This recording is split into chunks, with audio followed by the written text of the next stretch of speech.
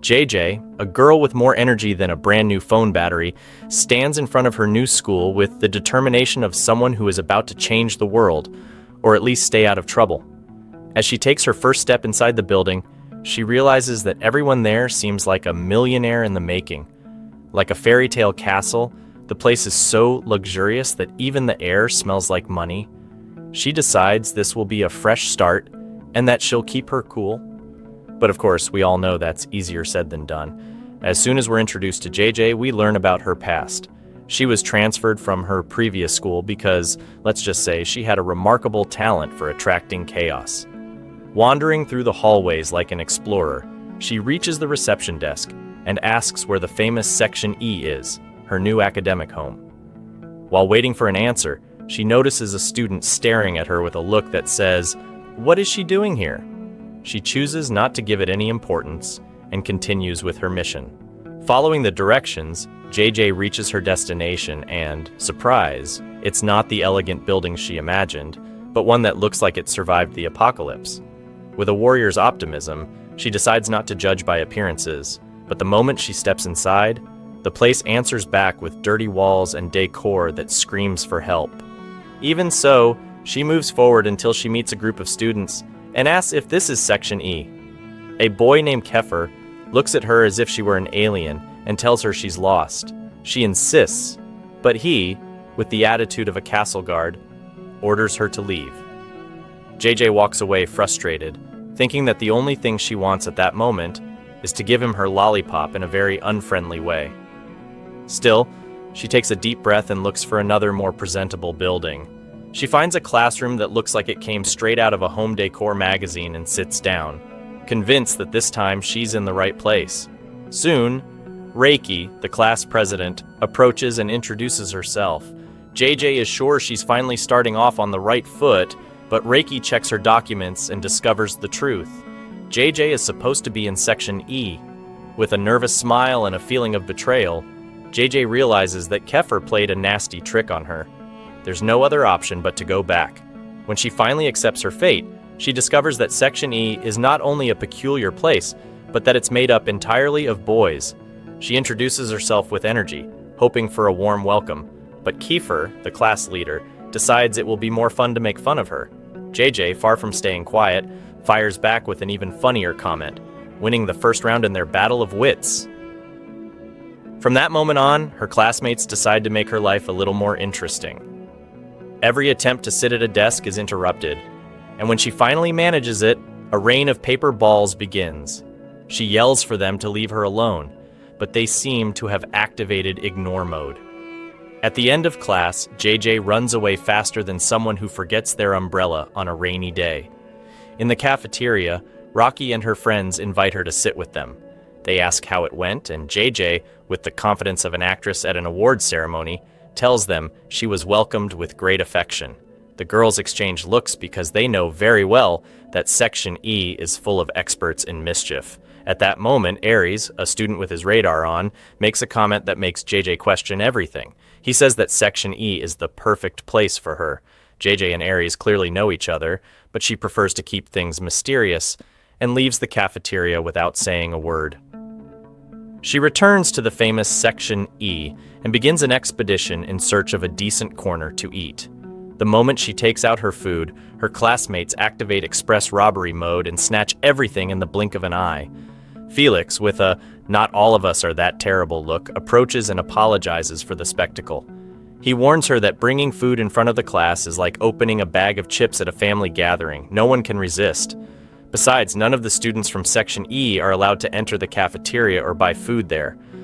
JJ, surprised, pulls out even more food, ready to challenge the rules, but Felix, with ninja-like reflexes, snatches it from her and repeats the warning before disappearing. Later, a teacher enters the classroom with an expression worthy of someone who has just found a prehistoric creature in her kitchen. She declares that if the place remains in that condition by the next class, she won't teach for the rest of the year. JJ, with a heroine's spirit, tries to motivate her classmates to clean, but they, using an action movie strategy, leave the room and lock the door, trapping her alone with the filth. From the window, they watch her as if she were the show of the day. With no other choice, JJ cleans while boiling with frustration. At the end of her odyssey, she returns home. We learn that she lives with her uncle's wife. Her aunt asks how her day went, and JJ switches to fairy tale mode, assuring her that the day was perfect. As a reminder, her aunt repeats the promise JJ made not to get into trouble, and JJ, with the confidence of someone hiding a secret, tells her she hasn't forgotten a thing. The next day, Kiffer asks her to buy his favorite snacks. JJ, with the firmness of a warrior, replies that she is not his assistant. Kiffer, with the diplomacy of a cactus, makes it clear that if she wants to stay, she must follow his rules. JJ, already fed up, tells him that ever since she saw him, she's wanted to punch him. Kiffer, far from pleased by the confession, is about to start a fight, but the teacher enters just in time to save the day. At lunchtime, a student named Yuri appears like a celebrity at an exclusive event. Everyone rushes toward him because he has plenty of food, but when he sees JJ, his expression changes from happiness to a storm. Felix informs him that JJ is new to the class, but Yuri shoots her a scorching look and walks away without saying a word, leaving JJ thinking, "What did I even do?" Determined to understand the mystery, JJ asks about Yuri. Felix explains that he was on vacation in Japan and that he is Kiffer's best friend. Meanwhile, Yuri and Kiffer have a private meeting in which Yuri makes it clear that he doesn't want JJ in Section E. Kiffer tells him that he already tried to make her leave, but she isn't easily intimidated. So Yuri suggests they keep making her life difficult until she gives up. Kiffer accepts the plan with a conspiratorial smile. The next day, JJ eats breakfast as if she were charging up for a new battle and heads to school, unaware of what awaits her. On her way, JJ runs into her older cousin Angelo, who with a protective big brother attitude, asks how things are going. With the skill of an expert at hiding the truth, she assures him that everything is perfect, and takes the opportunity to ask about the infamous Section E. Angelo tells her that the section is basically an exclusive club of troublemakers, a place you can't escape once you're in until you graduate. But there's an exception for girls. If they behave well, avoid trouble, and get good grades, they can transfer to another section. With this revelation in mind, JJ continues on her way, thinking about her next move. Suddenly, she comes across a boy in the middle of a fight against 4 opponents, and surprisingly, he defeats them with the ease of someone opening a tightly sealed jar of jam. As soon as he sees her, he greets her as if they were lifelong friends and suggests they go to school together.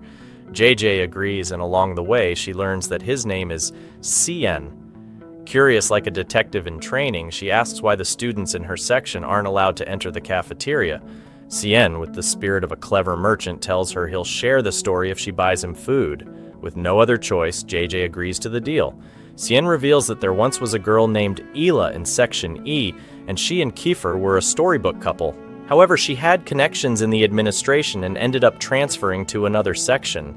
After the change, Kiefer felt she was no longer the same, and one day, in a drama-worthy twist, he saw her in the cafeteria kissing another guy.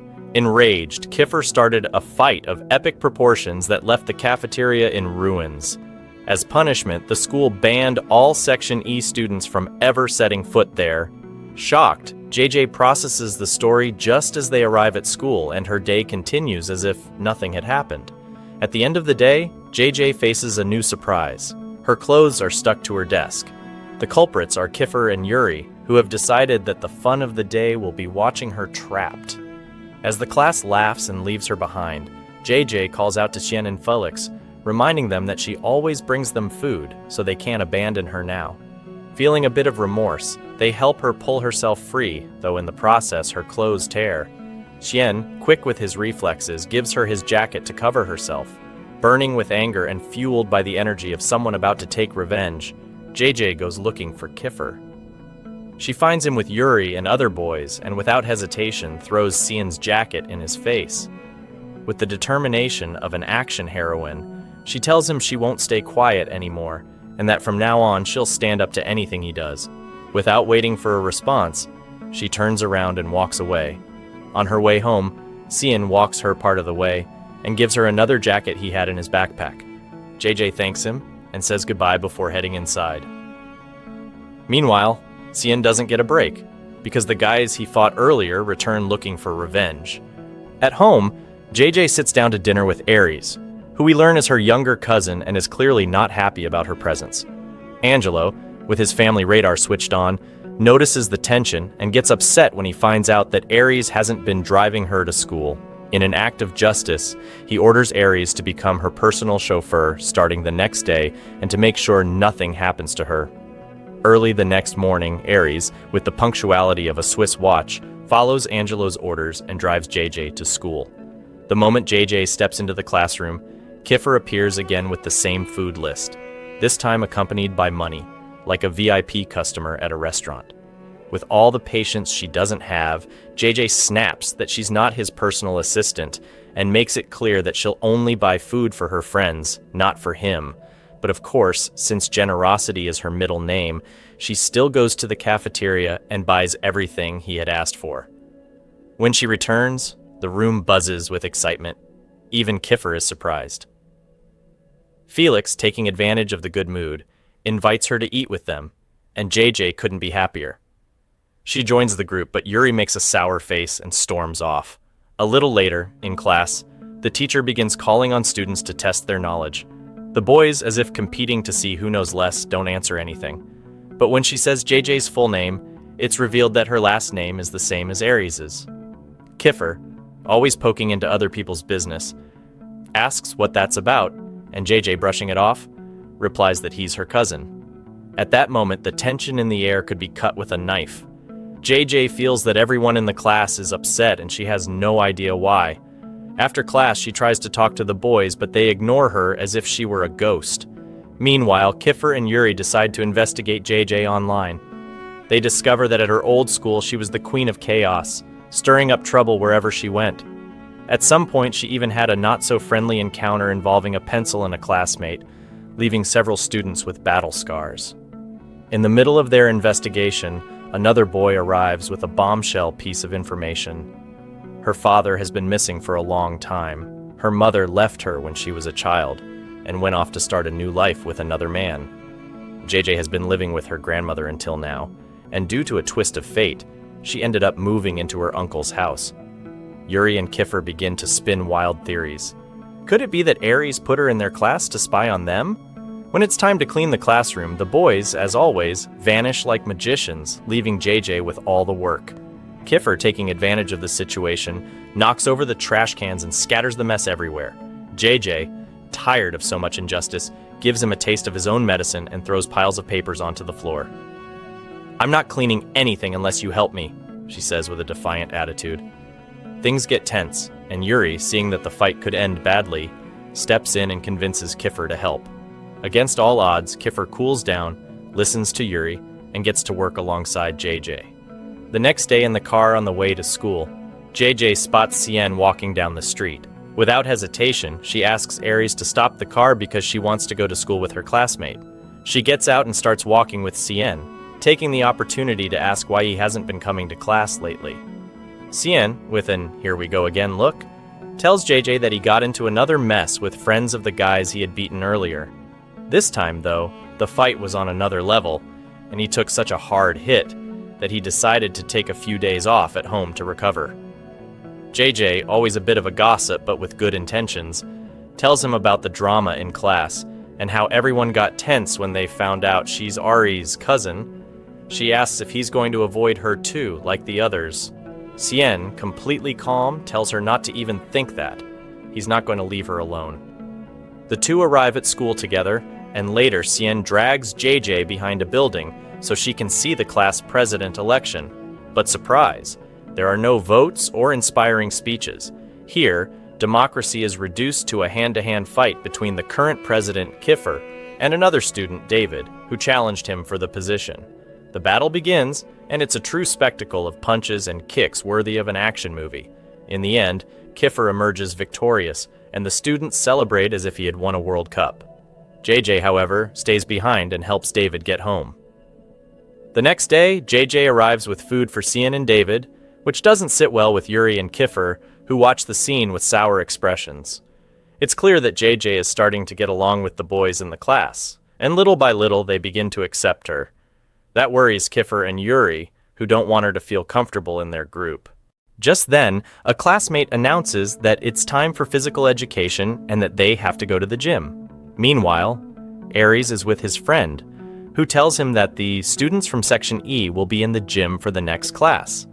In the middle of the conversation, Ella walks in and greets Aries with a closeness that makes it clear they are more than just friends.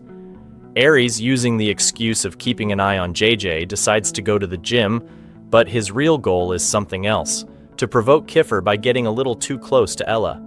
And his plan works perfectly. Kiffer reaches his limit and decides to take it out on JJ. He pretends he's going to teach her how to catch a ball, but instead throws it with such force that it hits her straight in the face, knocking her to the ground and leaving her with a bleeding nose. Everyone is left in shock. At that moment, Kiffer realizes he's messed up and wants to apologize, but hesitates when he sees Aries already by JJ's side, taking care of her.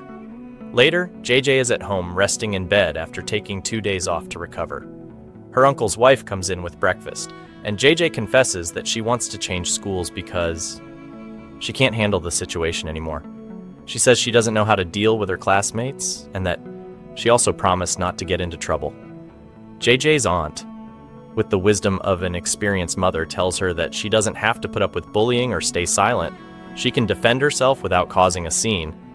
Later on, JJ goes out to buy medicine, but out of nowhere, a group of her classmates appears in front of her like they're in an action movie. They try to grab her and take her with them, but JJ, with ninja-like reflexes, manages to escape, and without knowing how, she ends up in Kiffer's arms, who had been following her the whole time. Kiffer, with his usual laid-back attitude, explains that his classmates just wanted to bring her to him. They end up sitting in a cafe, and JJ, without beating around the bush, asks him what he wants from her. But instead of answering, Kiffer pulls out a bandage and, with unexpected gentleness, places it over her wound. Then, as if nothing had happened, he asks her for an ice cream. JJ, suspicious, asks if this is his way of bribing her to forget what he did to her. Kiffer, with complete honesty, admits that he's not good at apologizing, but he knows that all girls love ice cream. JJ stays firm and walks away without accepting the gesture, but after a few steps, she changes her mind. She goes back, takes the ice cream, and continues on her way as if nothing happened. The next day, JJ walks into the school bathroom, and shortly after, a group of girls follows her in. They start gossiping about what happened in the gym, and Freya doesn't miss the chance to speak badly about Ela, saying she's an untrustworthy person. She mentions that Ela used to be with Kiffer but left him to date Aries instead. As they talk, Freya notices that Mika, one of the girls, is unusually quiet. When she asks her why she isn't saying anything, Mika replies that she actually thinks Ela is a good person and not as bad as Freya says. Freya, clearly unhappy with what she's hearing, quickly changes the subject and turns her attention to JJ. She wonders why the boys pay attention to her when, according to her, she isn't even pretty. JJ, who has been listening to everything, feels that her patience has finally run out. She storms out of the bathroom like a hurricane, stands in front of Freya without saying a single word, and splashes water in her face. Without waiting for a reaction, she takes off running towards Section E. Freya and her friends waste no time and chase after her, catching up to her right at the entrance of Section E. At that moment, all the boys from that section come out to see what's going on. Freya's friends also appear, and from a distance, Ela and Aries watch the scene with interest. Freya, still dripping, announces that JJ must be punished for daring to splash her with water. But before anything can happen, Aries steps in and declares that JJ is his cousin. Feeling victorious, JJ stands confidently in front of Freya, sure that Aries will defend her. But to her surprise, Aries keeps talking and says that he won't support her if she truly is at fault.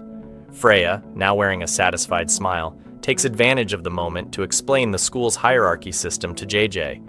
She reveals that the students are divided into 5 categories and that Category A is at the top, where she, Ela, and the other elite girls belong. To top it off, she informs JJ that Aries is the leader of that group, and that Category A students are treated like kings and queens. With the attitude of a soap opera queen, Freya continues her grand explanation of the school hierarchy. The second level, Category B, is for students who are just below the elite and basically serve them in minor tasks, like royal assistants. Then comes Category C, made up of friendly, kind students who get along with everyone. Freya points to Reiki, The same girl who welcomed JJ when she got lost and ended up in the wrong classroom. Next is Category D, where the students act as bodyguards for the Category A students, making sure no one disrespects them. Finally, Freya mentions the dreaded Category E, where JJ already belongs, and where, according to Freya, the most insignificant students in the school are found. After her lesson, Freya offers JJ a way out to avoid punishment. She should kneel down and kiss her shoe. JJ, with the full attitude of a rebellious main character, doesn't even consider it and instead drops a bomb. She confesses that she heard Freya talking badly about Ayla in the bathroom, calling her a disgrace. In an instant, Freya goes into panic mode. She knows Ares won't forgive her for that, so in a desperate move she makes up a story claiming that Mika was the one who said everything, and the other girls back her up. Horrified, Mika tries to defend herself, insisting that she never spoke badly about Ayla, but Ares, not giving her time to explain, orders the Category D boys to punish her. Just as they are about to attack her, Calyx appears, a Category E student who turns out to be Mika's ex-boyfriend. Without thinking twice, he throws himself at the Category D boys and manages to drive them away to protect her. The tension rises to its peak when Ares and Kiffer end up face to face. Ares is determined to punish Mika, but Kiffer stands in his way. The argument turns into a full-blown fight when Ares attacks Kiffer with furious punches. And in the blink of an eye, all the students get involved in the brawl. Later, Yuri and Kiffer analyze what happened. Yuri comments that all their attempts to push JJ out of the group have failed, since her classmates are now accepting her more and more. Kiffer, with a sly smile, reveals his new strategy. He will make JJ fall in love with him, make her emotionally dependent, and then dump her, shattering her heart. That way, he'll not only drive her out of the class, but also infuriate Ares. Yuri, delighted by the cruelty of the plan, agrees to help. Meanwhile, Cien comes running to warn Kiffer that JJ is fighting with the Category D boys in the gym. Kiffer rushes there and arrives just in time to see JJ on the ground with one of the boys about to hit her. Without hesitation, he steps in and beats the attacker badly. Then, he and JJ stand side by side to face the remaining three. In an epic fight, they manage to defeat their opponents. When it's over, both of them collapse to the floor, exhausted, and JJ thanks Kiffer for saving her.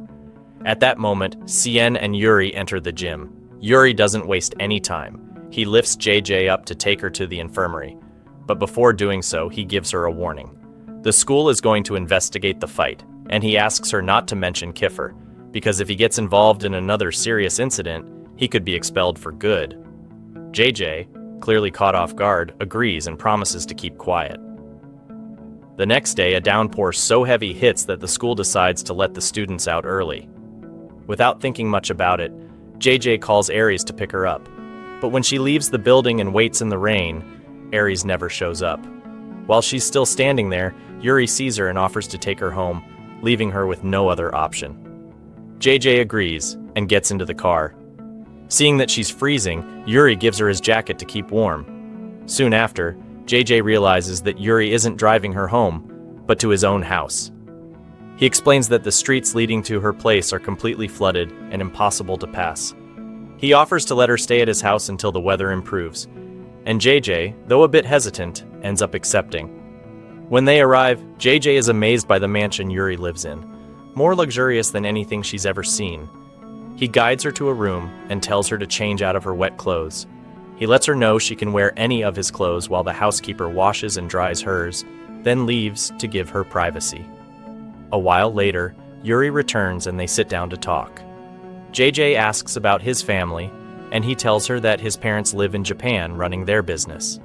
He reveals that he lives alone in the huge house with his grandfather.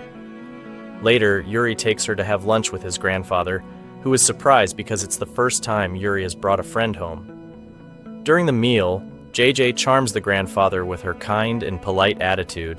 The next day at school, JJ thanks Yuri and jokes around with him as they walk together. When Kiffer sees them laughing and getting along so well, he is stunned. Intrigued, he pulls Yuri aside and asks what happened the night before. Yuri tells him everything, and when he notices Kiffer starting to get irritated, he assures him that it doesn't change anything about the plan. Everything is still on track. Shortly afterward, Kiffer and JJ are summoned to the principal's office. When they arrive, The Category D boys are already there, accusing them of attacking them without reason. JJ, ready to defend herself, tries to explain the truth, but she realizes that the principal doesn't believe her, since Kiffer already has a reputation as a troublemaker. To her surprise, the principal places all the blame on Kiffer. At that moment, JJ remembers Yuri's warning. If Kiffer gets involved in another serious incident, he could be expelled. Determined to protect him, JJ takes matters into her own hands and says that she alone is responsible for everything. The principal, not easily fooled, warns her that if she continues with that lie, she could be expelled as well. Despite the risk, JJ sticks to her story and insists that Kiffer had nothing to do with it. The principal, her patience wearing thin, announces that she will call JJ's guardian. When they leave the office, Kiffer, for once in his life, thanks JJ for what she did. A little later, Angelo arrives and, without warning, pulls her aside for what is supposed to be a friendly talk. Instead of a calm conversation, she gets a storm of scolding worthy of a dramatic soap opera. He reminds her that she promised not to get into trouble, and after the lecture, JJ apologizes and promises to behave. That night at Yuri's house, Kiffer gathers his friends to explain his Machiavellian plan. He will make JJ fall in love with him just to break her heart and force her to leave the class. Yuri, with an uneasy expression, isn't convinced at all, but he decides to stay silent. The next day, JJ hears a noise behind a trash bin. When she approaches, she finds Mika hiding as if she were in a suspense thriller. With panic in her eyes, Mika confesses that Ares has ordered the Category D boys to chase and punish her because he believes she spoke badly about Ella. She has spent the entire day running and hiding like she's in a survival video game. Moved, JJ asks if anyone helped her, but Mika sighs and says that the only person who could have defended her was Ella, who hasn't come to school today. JJ takes her to the bathroom, helps her clean up, and then decides to take her to Section E to protect her. But when they arrive, Kiffer gives a look that clearly says, "What is she doing here?" and wants to kick her out immediately. JJ, already fed up, yells that Mika needs help and reminds him that he once helped her too. Kiffer, seeing the perfect opportunity for his plan, switches to charming mode and tells JJ that he would do anything for her. Yuri, watching from a distance, can't hide his jealousy. JJ, for her part, is left speechless, unsure how to react. At the end of the day, JJ walks Mika home to make sure no one attacks her on the way. As they walk, JJ asks her about her history with Calyx. Mika tells her that they were in love, but one day someone warned her that they had seen Calyx getting very close to another girl. Although doubtful, Mika didn't want to believe it. But later in the cafeteria, she saw him being far too comfortable with another girl and realized the warning was true. From then on, she cut off all contact with him. Now Calyx has been trying for a long time to apologize and fix things, but Mika has refused to give him another chance. Mika asks JJ if Calyx deserves a second opportunity. JJ looks at the regret on Calyx's face and tells Mika to think carefully about her decision. Later, JJ confronts Ares about the way he treated Mika, telling him that what he did was wrong. She insists that Mika never spoke badly about Ella. While they are arguing, Ayla walks in, and when she learns what happened, she is clearly upset with Ares. Realizing he messed up, Ares tries to make things right with Ayla. The next day, Ayla approaches JJ and thanks her for defending Mika. She says she talked to Ares and managed to get him to promise to leave Mika alone. However, she also asked JJ to keep Calyx away from Mika because she's afraid he might hurt her again. JJ, following her "I don't meddle in other people's business" philosophy, refuses to interfere in Mika and Calyx's relationship, saying that they are the ones who must decide their own fate. A while later, JJ is surprised when, right in the middle of class, a student from Section A gives flowers to Mika and confesses that he has been in love with her for a long time, but never had the courage to say it. JJ, in full romantic advisor mode, tells Mika to think carefully before answering, but the boy interrupts and orders her to stay out of it. At that moment, Calyx steps forward and, in front of everyone, admits that he regrets what he did and asks Mika for a chance to talk in private. Meanwhile, Kiffer and Yuri watch JJ with suspicious intensity as she seems deeply moved by the romantic scene unfolding before her eyes. After a few tense seconds, Mika responds to Calyx, saying that she's willing to give him a second chance. The Section E students erupt in celebration. Later, JJ and Kiffer watch from a distance as Mika and Calyx talk. They see Calyx shouting with happiness because Mika has promised to consider getting back together with him. Kiffer, with calculated strategy, takes advantage of the moment and tells JJ that he would like to live a romantic scene like that with her. Completely thrown off, JJ doesn't know what to say and decides to escape the situation. In the bathroom, JJ notices that someone has written many things on the door. Suddenly, an idea strikes her, and she immediately puts her plan into action. She goes to David and shows him a video she recorded in the girl's bathroom with her phone, where Freya is insulting Hila. With this proof in hand, she feels she has the key to bringing Freya down. Later, when she gets home, JJ shows the video to Ares and demands that he punish Freya. But to her surprise, Ares refuses, telling her that he knows she just wants revenge and that he won't allow her to use him for her schemes.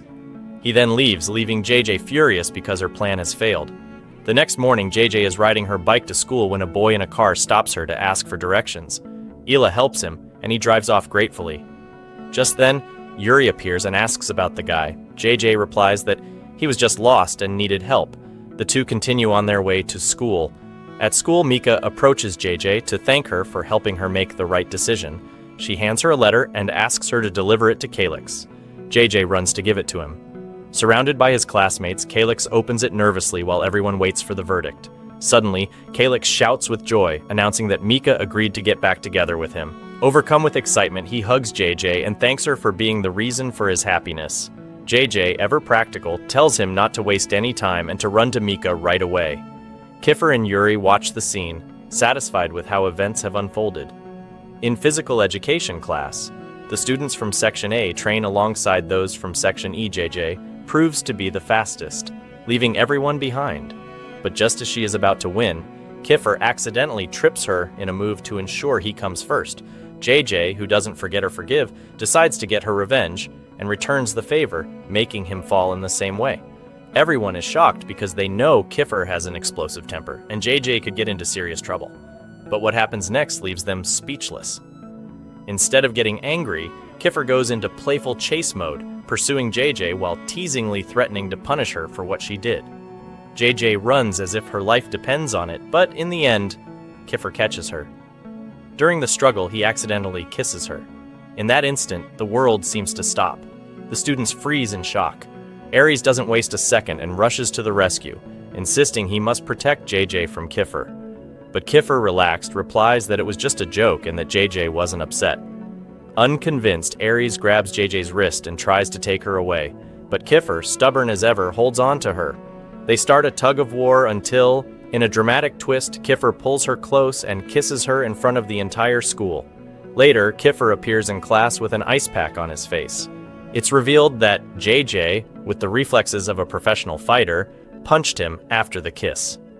The next day, JJ sees a couple at school looking extremely romantic and suddenly drifts into another world, recalling what happened with Kiffer. The idea that he might have feelings for her leaves her bewildered. She snaps back to reality, shaking her head to clear the thought. Ares sees her and asks if she's okay. JJ says she is, but as she speaks, she starts feeling weak and decides to go to the bathroom to refresh herself. In the bathroom, Reiki enters and immediately notices that JJ seems to have a fever. She asks if JJ has been to the infirmary or taken any medicine, but JJ, proud, says she doesn't need any and that she'll be fine.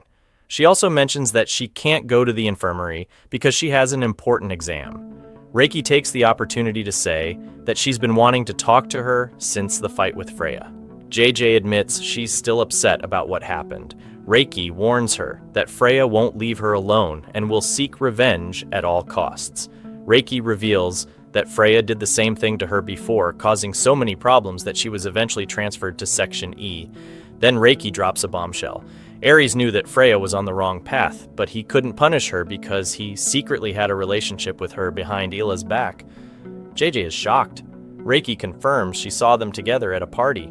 She explains that Freya always threatens Ares with revealing the truth to Ella, which is why she can do whatever she wants at school without consequences. Intrigued, JJ asks Reiki about her past with Xian. Reiki explains that they were in love, but when Freya found out, she became jealous because she also liked Xian. Since then, Freya made Xian's life miserable. When he tried to defend Reiki, Freya accused him of theft and ruined his reputation, which led to the school transferring him. JJ returns to her classroom, affected by everything she has discovered.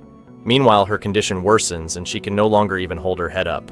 JJ, sitting between Yuri and Kiffer, struggles to stay awake. When the teacher hands out the exams, she is so exhausted that she can barely concentrate. Eventually, sleep overtakes her and she falls asleep at her desk. A while later, her classmates wake her up, and as soon as she opens her eyes, she panics. She realizes she slept through the entire test and hasn't answered a single question. The fear of failing and embarrassing herself in front of her family overwhelms her. The next day, JJ stands in front of the bulletin board where the exam results are posted. When she sees her score, she is completely stunned. She can't believe she got such a high score. She thinks she must still be hallucinating because of her illness. She turns to look at Kiffer, who is smiling at her suspiciously. In that moment, she realizes that he noticed her struggle during the exam and secretly answered the questions for her. Her surprise doubles when she sees that Kiffer and Yuri also scored extremely high. She can't understand how such intelligent students are still in Section E. The next day, JJ enters the classroom and finds Cien alone. Without beating around the bush, he tells her that he's hungry and wants some food. Then, with astonishing nonchalance, he pulls flour and an egg from his locker and asks her to make pancakes. JJ, still processing the situation, tells him she needs cooking utensils, but Cien, as if revealing a hidden secret, shows her that there are kitchen tools stored in the classroom. With no other option, JJ retrieves them and begins cooking. Her classmates gather around her, excited to see what she's making. Then Yuri and Kiffer arrive and are surprised to see her cooking. Kiffer, not missing the opportunity, says that whoever her boyfriend is will be very lucky, and that he wishes he were that lucky person. Flattered, JJ is so moved by his words that she forgets the pancake in the pan and burns it. Realizing it, she screams in frustration and blames Kiffer for distracting her. Kiffer, with a mischievous smile, leaves the classroom and intervenes to help JJ with the pancakes. During the break, Cien is sitting alone with a bag in his lap. When JJ sees it, she asks whose bag it is. Cien replies that it belongs to a girl named Imelda, who left it with him while she went to the bathroom. But when Imelda returns, she gets furious seeing Cien holding her bag. She immediately brings one of her friends, points at him, and accuses him of stealing her money. Cien, outraged, denies it, but the boy doesn't believe him, and a fight breaks out. JJ doesn't hesitate and intervenes to defend Cien. She pushes the other boy and tells Imelda that she herself gave the bag to Cien to hold on to. But Imelda, unfazed, denies it and continues insisting that Cien is lying. A crowd forms around the conflict. Cien tries to defend himself, but no one believes him, especially the Section A students. Since Cien has a past reputation for theft, Freya decides to get involved, but JJ stops her cold, saying she's the last person who should speak on the matter. Then, without holding back, JJ exposes Freya, stating that she knows Freya has falsely accused Cien of stealing many times before. A student from Section A intervenes and asks Imelda how much money she lost. As soon as she mentions the amount, he pulls out the exact same sum from his pocket and gives it to her. Then, mockingly, he turns to Cien and says with sharp sarcasm that he doesn't need to steal because his family is rich. JJ, burning with anger like a volcano, is ready to fight the Section A students because she knows they set Cien up. But before she can throw the first punch, Yuri grabs her and takes her back to the classroom, telling her to confirm the truth with Cien before starting a war. JJ stands in front of Cien and asks if he really stole the money. With all the indignation in the world, Cien insists that he didn't do it. He was set up. JJ and her classmates believe him and support him. Meanwhile, at home, Ares is with Ella and gets straight to the point. He tells her that he knows she was the one who framed Cien and asks why she did it. Ella, without holding back, admits that she's upset with JJ and wanted to make her feel guilty by affecting Cien. She still resents JJ for influencing Mika to get back together with Calyx, which caused Mika to distance herself from Ella. She is also annoyed that now all the boys in Section E treat JJ well, especially since they used to be close to Ela when she was still in Section E. Ares, in a supportive boyfriend mode, reassures her and tells her to forget about everyone else and focus only on him. He promises to make up for what she has lost. The next day, JJ approaches Kiffer, and asks him for money. She wants to resolve the embarrassing situation they put Cien in. Kiffer, with a face that says this is a bad idea, warns her not to, but JJ insists. So he gives her the money. JJ goes straight to the student who paid Imelda and throws the money in his face, declaring that Cien is not a thief. Then, in front of everyone, she shouts that she is the one who stole the money from Imelda. Ares, incredulous, comes over and says he understands that she wants to protect Cien, but he never imagined she would take the blame for him. Freya, always opportunistic, seizes the moment and records JJ's confession, uploading the video online. When JJ returns to the classroom, she finds her classmates upset. To her surprise, they show her the viral video where she admits to stealing. Cien, feeling guilty, tries to apologize, but JJ tells him she doesn't care as long as his name is cleared. Cien, moved, hugs her in gratitude. Yuri and the rest of the group feel proud of JJ. Kiffer, always with his secret contacts, calls his hacker friend Edrix and asks him to delete the video from all social media. The next day, Angelo sees the video and scolds JJ, but the real surprise comes when she learns that Angelo has Kiffer's number and is calling him for an explanation. Kiffer, with his storm-calming skills, assures him that JJ only wanted to protect Cien's reputation and that the video has already been deleted. Angelo, now calmer, warns her not to do something like that again. Later, JJ's grandmother arrives along with her uncle's wife, who has never had a good opinion of her. The woman shows the viral video to the grandmother, but she, completely confident in her granddaughter, refuses to believe it. Frustrated, JJ decides to go out for some fresh air and take a walk. When she stops at a restaurant, she runs into the girls from Section A. As soon as they see her, they call the waiter over and tell him that JJ is a thief and that her presence makes them uncomfortable. The waiter, without questioning it, approaches JJ and asks her to leave. Just at that moment, Yuri enters the restaurant and sees the entire scene. Without missing a beat, Yuri immediately intervenes and tells the waiter that he will pay all the restaurant's earnings for the day, but in exchange, the girls must be kicked out. JJ, stunned, can barely process what's happening, and her surprise grows even more when she realizes that the restaurant belongs to Yuri's family. The intimidated waiter obeys without protest and expels the girls exactly as Yuri ordered. Then Yuri sits with JJ and invites her to a lunch worthy of a movie. Excited, JJ thanks him, happy with how things have turned out, but the calm doesn't last long. Kiffer appears in his car, and as soon as he sees JJ laughing with Yuri, his expression darkens. A love triangle is brewing. Meanwhile, JJ tells Yuri about her life story and her relationship with her family. In response, Yuri shares his own past, revealing that he has a younger sister and lives with his parents in Japan. While she eats, he can't help but admire her. But when JJ notices, she tries to hide it. Then he asks if she has been the one helping Cien, and JJ replies that Cien is like a brother to her, which makes Yuri relax. Curious, Yuri asks if she has ever been in a relationship before. JJ answers that she has had two. The first boy turned out to be a disaster, so she broke up with him, while the second fell seriously ill and ended up in a coma, which led to their separation. Yuri thinks to himself, I think I'm starting to like her, but I can't let it happen. Kiffer will kill me for sure.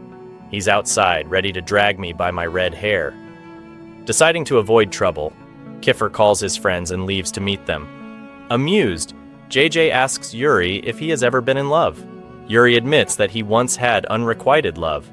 JJ jokingly says, What? With the most popular girl in school? Don't worry. With a smile, she assures him that she's gotten over it. JJ laughs and teases him that he's after her.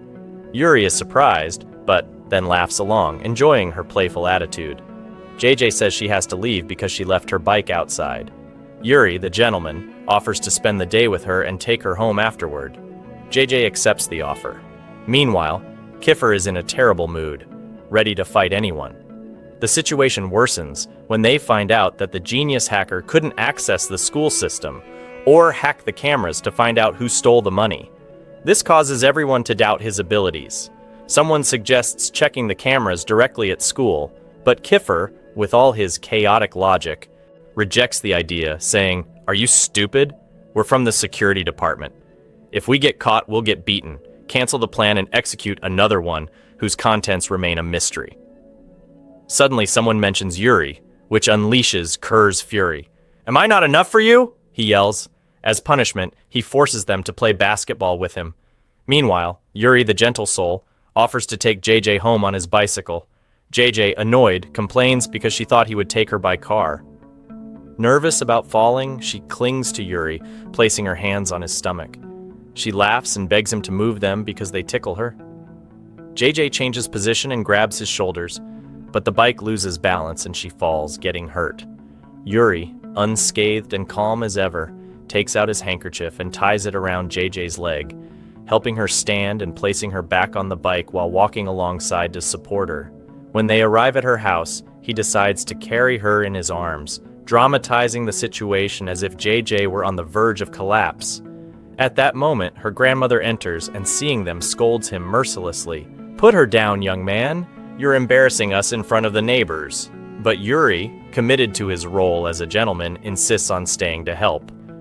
The grandmother, though skeptical, invites him in and tells him to sit on the couch. Yuri, not missing the opportunity, takes the first aid kit and decides to treat JJ's wound himself. JJ, holding onto her grandmother from the pain, barely notices because Yuri's touch is so gentle that it causes no discomfort until he finishes.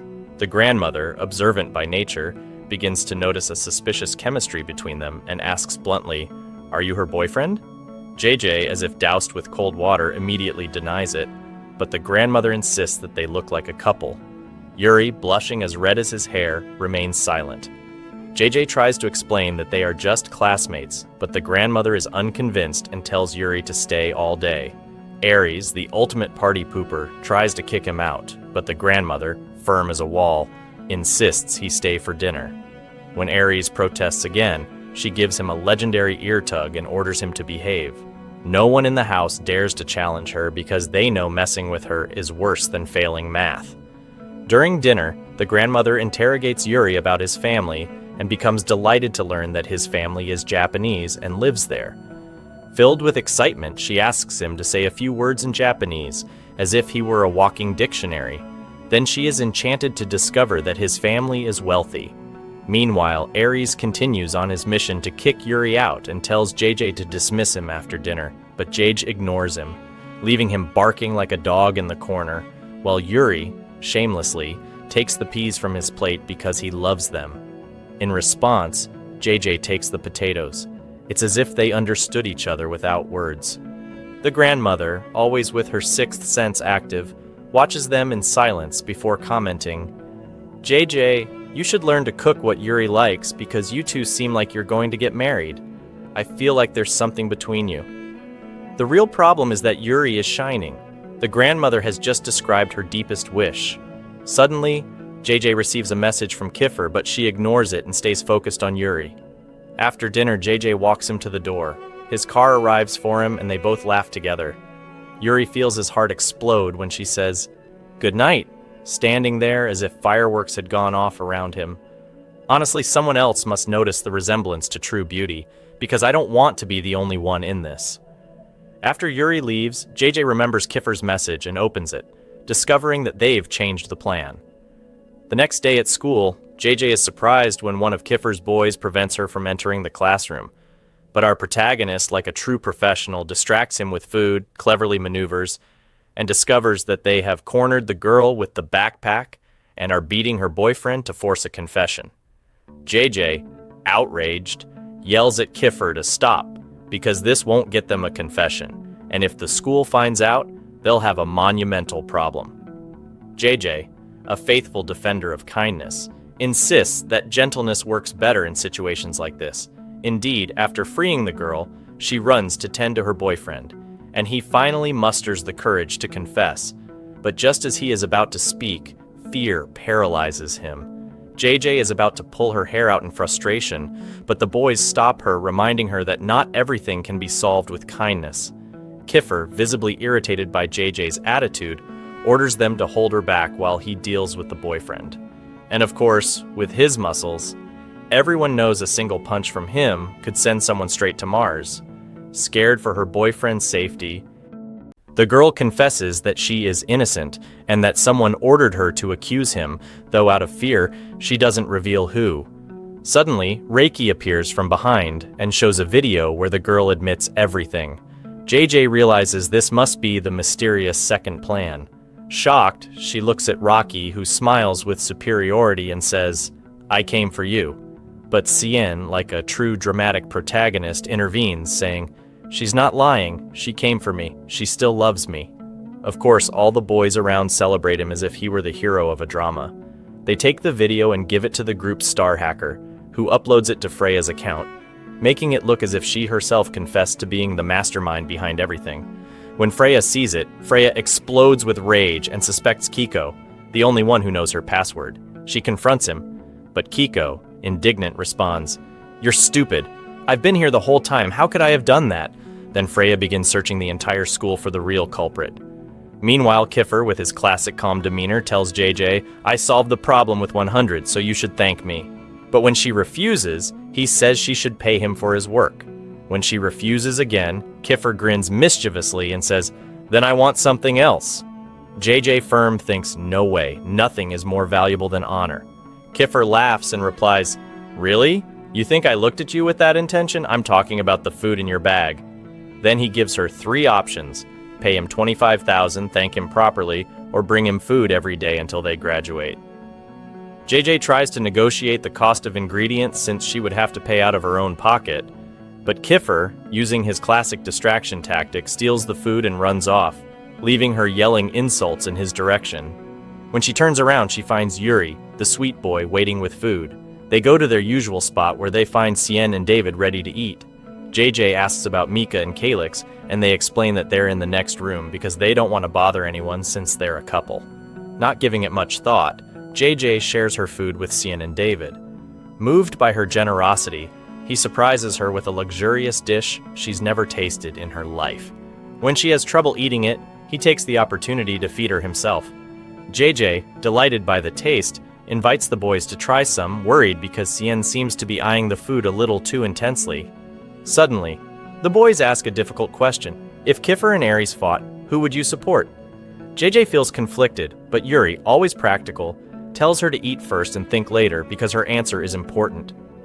The next day, as JJ heads to school, a new boy with blue eyes and perfect English appears, offering to give her a ride because she's carrying so many things. She firmly refuses, thinking, just because he's handsome and speaks fluent English doesn't mean I should accept. Right after, Yuri arrives in his sleek car and offers her a ride instead. JJ accepts, and during the trip, she asks Yuri how he came down her street if he doesn't live nearby. It's clear he came for her, but he, with a lie more calculated than a chess strategy, says he was running an errand. Then, chivalrously, he offers to help her with her things, but JJ, standing her ground, refuses. No way. This food is for that fool Kiffer. Just at that moment, Kay appears like an expert thief, snatches the lunch bag, and runs toward the classroom. There's no need to describe what follows. When the hungry boys see the food, they devour it as if there's no tomorrow. JJ, furious, starts hurling insults at Kiffer, blaming him for everything. She sits down just as the teacher enters and announces that the school festival is coming up and that everyone must prepare. JJ, confused, asks, "What's that?" She's then explained that it's a week-long celebration full of activities, games, and even beauty contests. And of course, Freya has won the contest every year. Each group has a responsibility, and Kiefer and his team's task is to watch over and clean the place. For this reason, Kiefer adamantly refuses to participate, feeling it's humiliating to act as servants for the other departments. But JJ, with her rebellious spirit, wants to participate to give the festival a fresh twist. The discussion intensifies, and the class ends up divided. Some side with Kay, thinking his position is logical, while others join JJ, attracted by the promise of lots of food and the chance to meet beautiful girls. The teacher intervenes, asking them to calm down and reach an agreement before giving a final answer. During the break, JJ walks with Chien, who, in a suspiciously flirtatious tone, suggests having lunch together alone. Noticing the hint, JJ gets annoyed and decides to call Yuri instead. She tells him she'll meet him and the others shortly, then takes Kerr's lunch bag to return it. Kiffer, clearly jealous, doesn't want her to leave.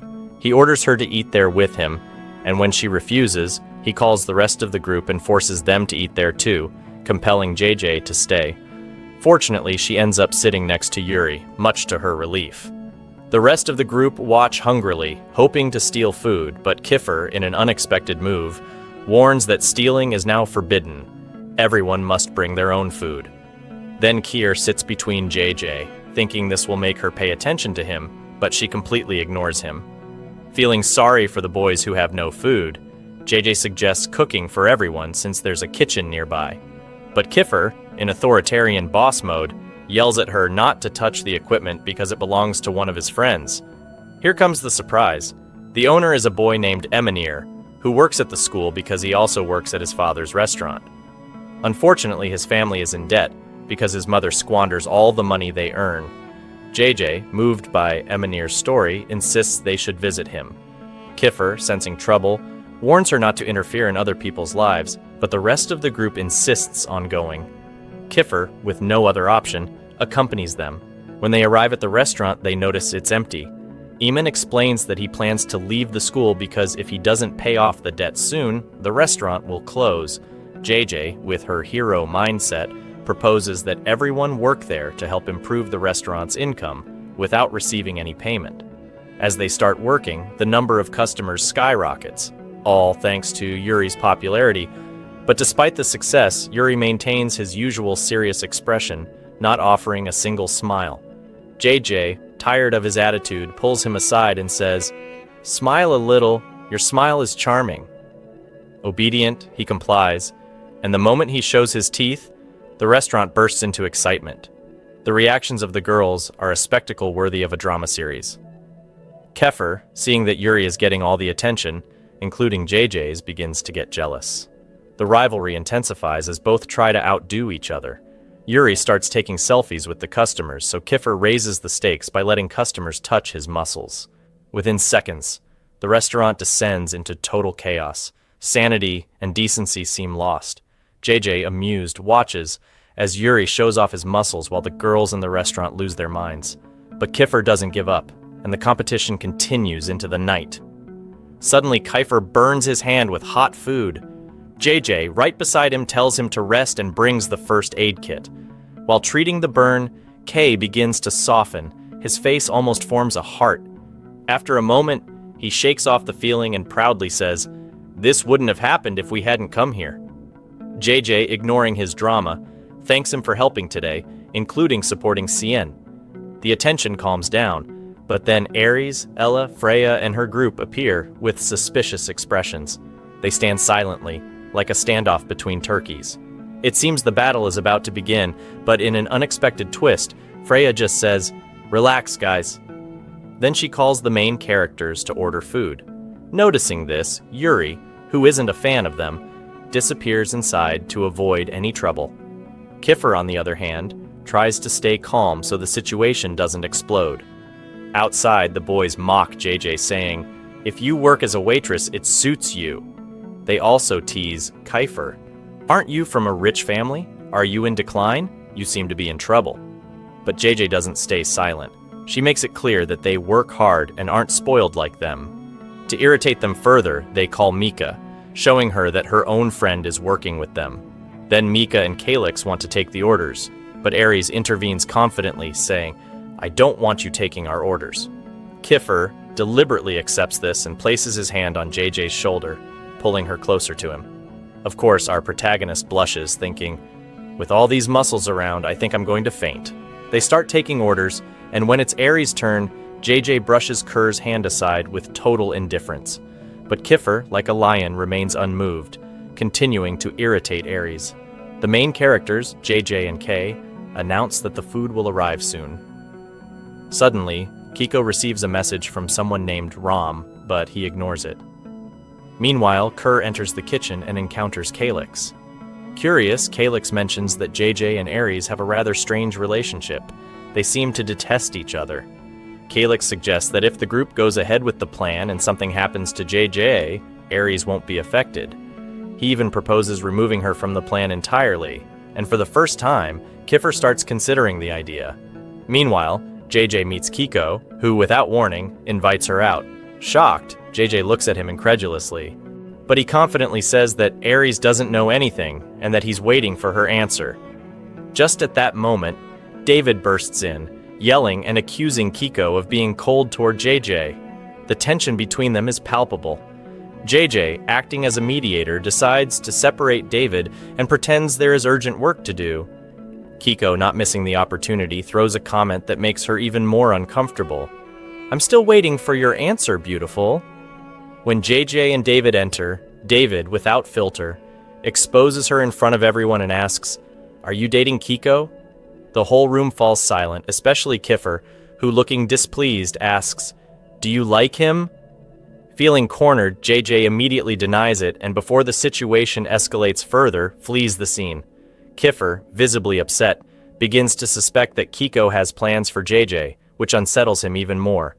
Later, JJ asks Cien if there are problems between David and Kiko. Cien, not very interested in gossip, explains that they had a confrontation at an abandoned factory. When they arrive, David was severely injured and Kiko was holding a pipe, leaving everyone wondering if he was truly the attacker. At that time, David was the head of the department and followed the stay out of trouble policy. Since he did nothing during the incident, many students considered him a coward. When Kiffer took over the leadership, everyone felt relieved because they knew he wouldn't let anything slide. Later, Cien, in his classic teasing manner, jokes with JJ about her supposed interest in Kiko. When she denies it, he mischievously asks if she likes him then. JJ, with all the attitude, threatens to steal his cake, to which he responds by sticking his tongue out at her. That night, Yuri accompanies her home, worried because it's late. In a protective tone, he says, "Why are you so tense? Relax a little. Today I'm in guardian mode." It's clear that every moment with her makes him happy. Before saying goodbye, he reminds her not to forget their plans. Before leaving, Yuri gets into his car and, in a playful tone, tells her that one day she will be his before driving off. But suddenly, Kiko appears, making Jay jump in fright, convinced he's a ghost. Kiko explains that he wants her number, but Aries firmly refuses to give it to him. Kiko insists that he is a respectable man and wants to do things properly because he intends to propose marriage. JJ, feeling completely overwhelmed by the rapid turn of events, doesn't know how to react. Then Aries intervenes and declares that there will be no engagement. Kiko tries to persuade him, saying, "I'm your friend." But Aries, unshaken, responds, "Precisely because you're my friend, I won't allow it." He then rules that JJ is not allowed to date anyone and expels him. Before leaving, he reminds JJ to respect herself and warns her that her boyfriend is still in the hospital while she spends her time surrounded by other boys. The next morning, JJ leaves home nervously, making sure Kiko isn't following her. But suddenly Kiffer appears with a teasing smile and says, "Looks like you were expecting someone else." JJ, trying to change the subject, asks what he's doing there. Kiffer informs her that he'll take her to the group meeting because she's already late.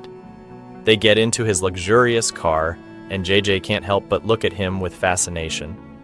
Meanwhile, she begins eating, and Kiffer, equally hungry, can't resist taking a bite, but in his enthusiasm, he accidentally bites her finger.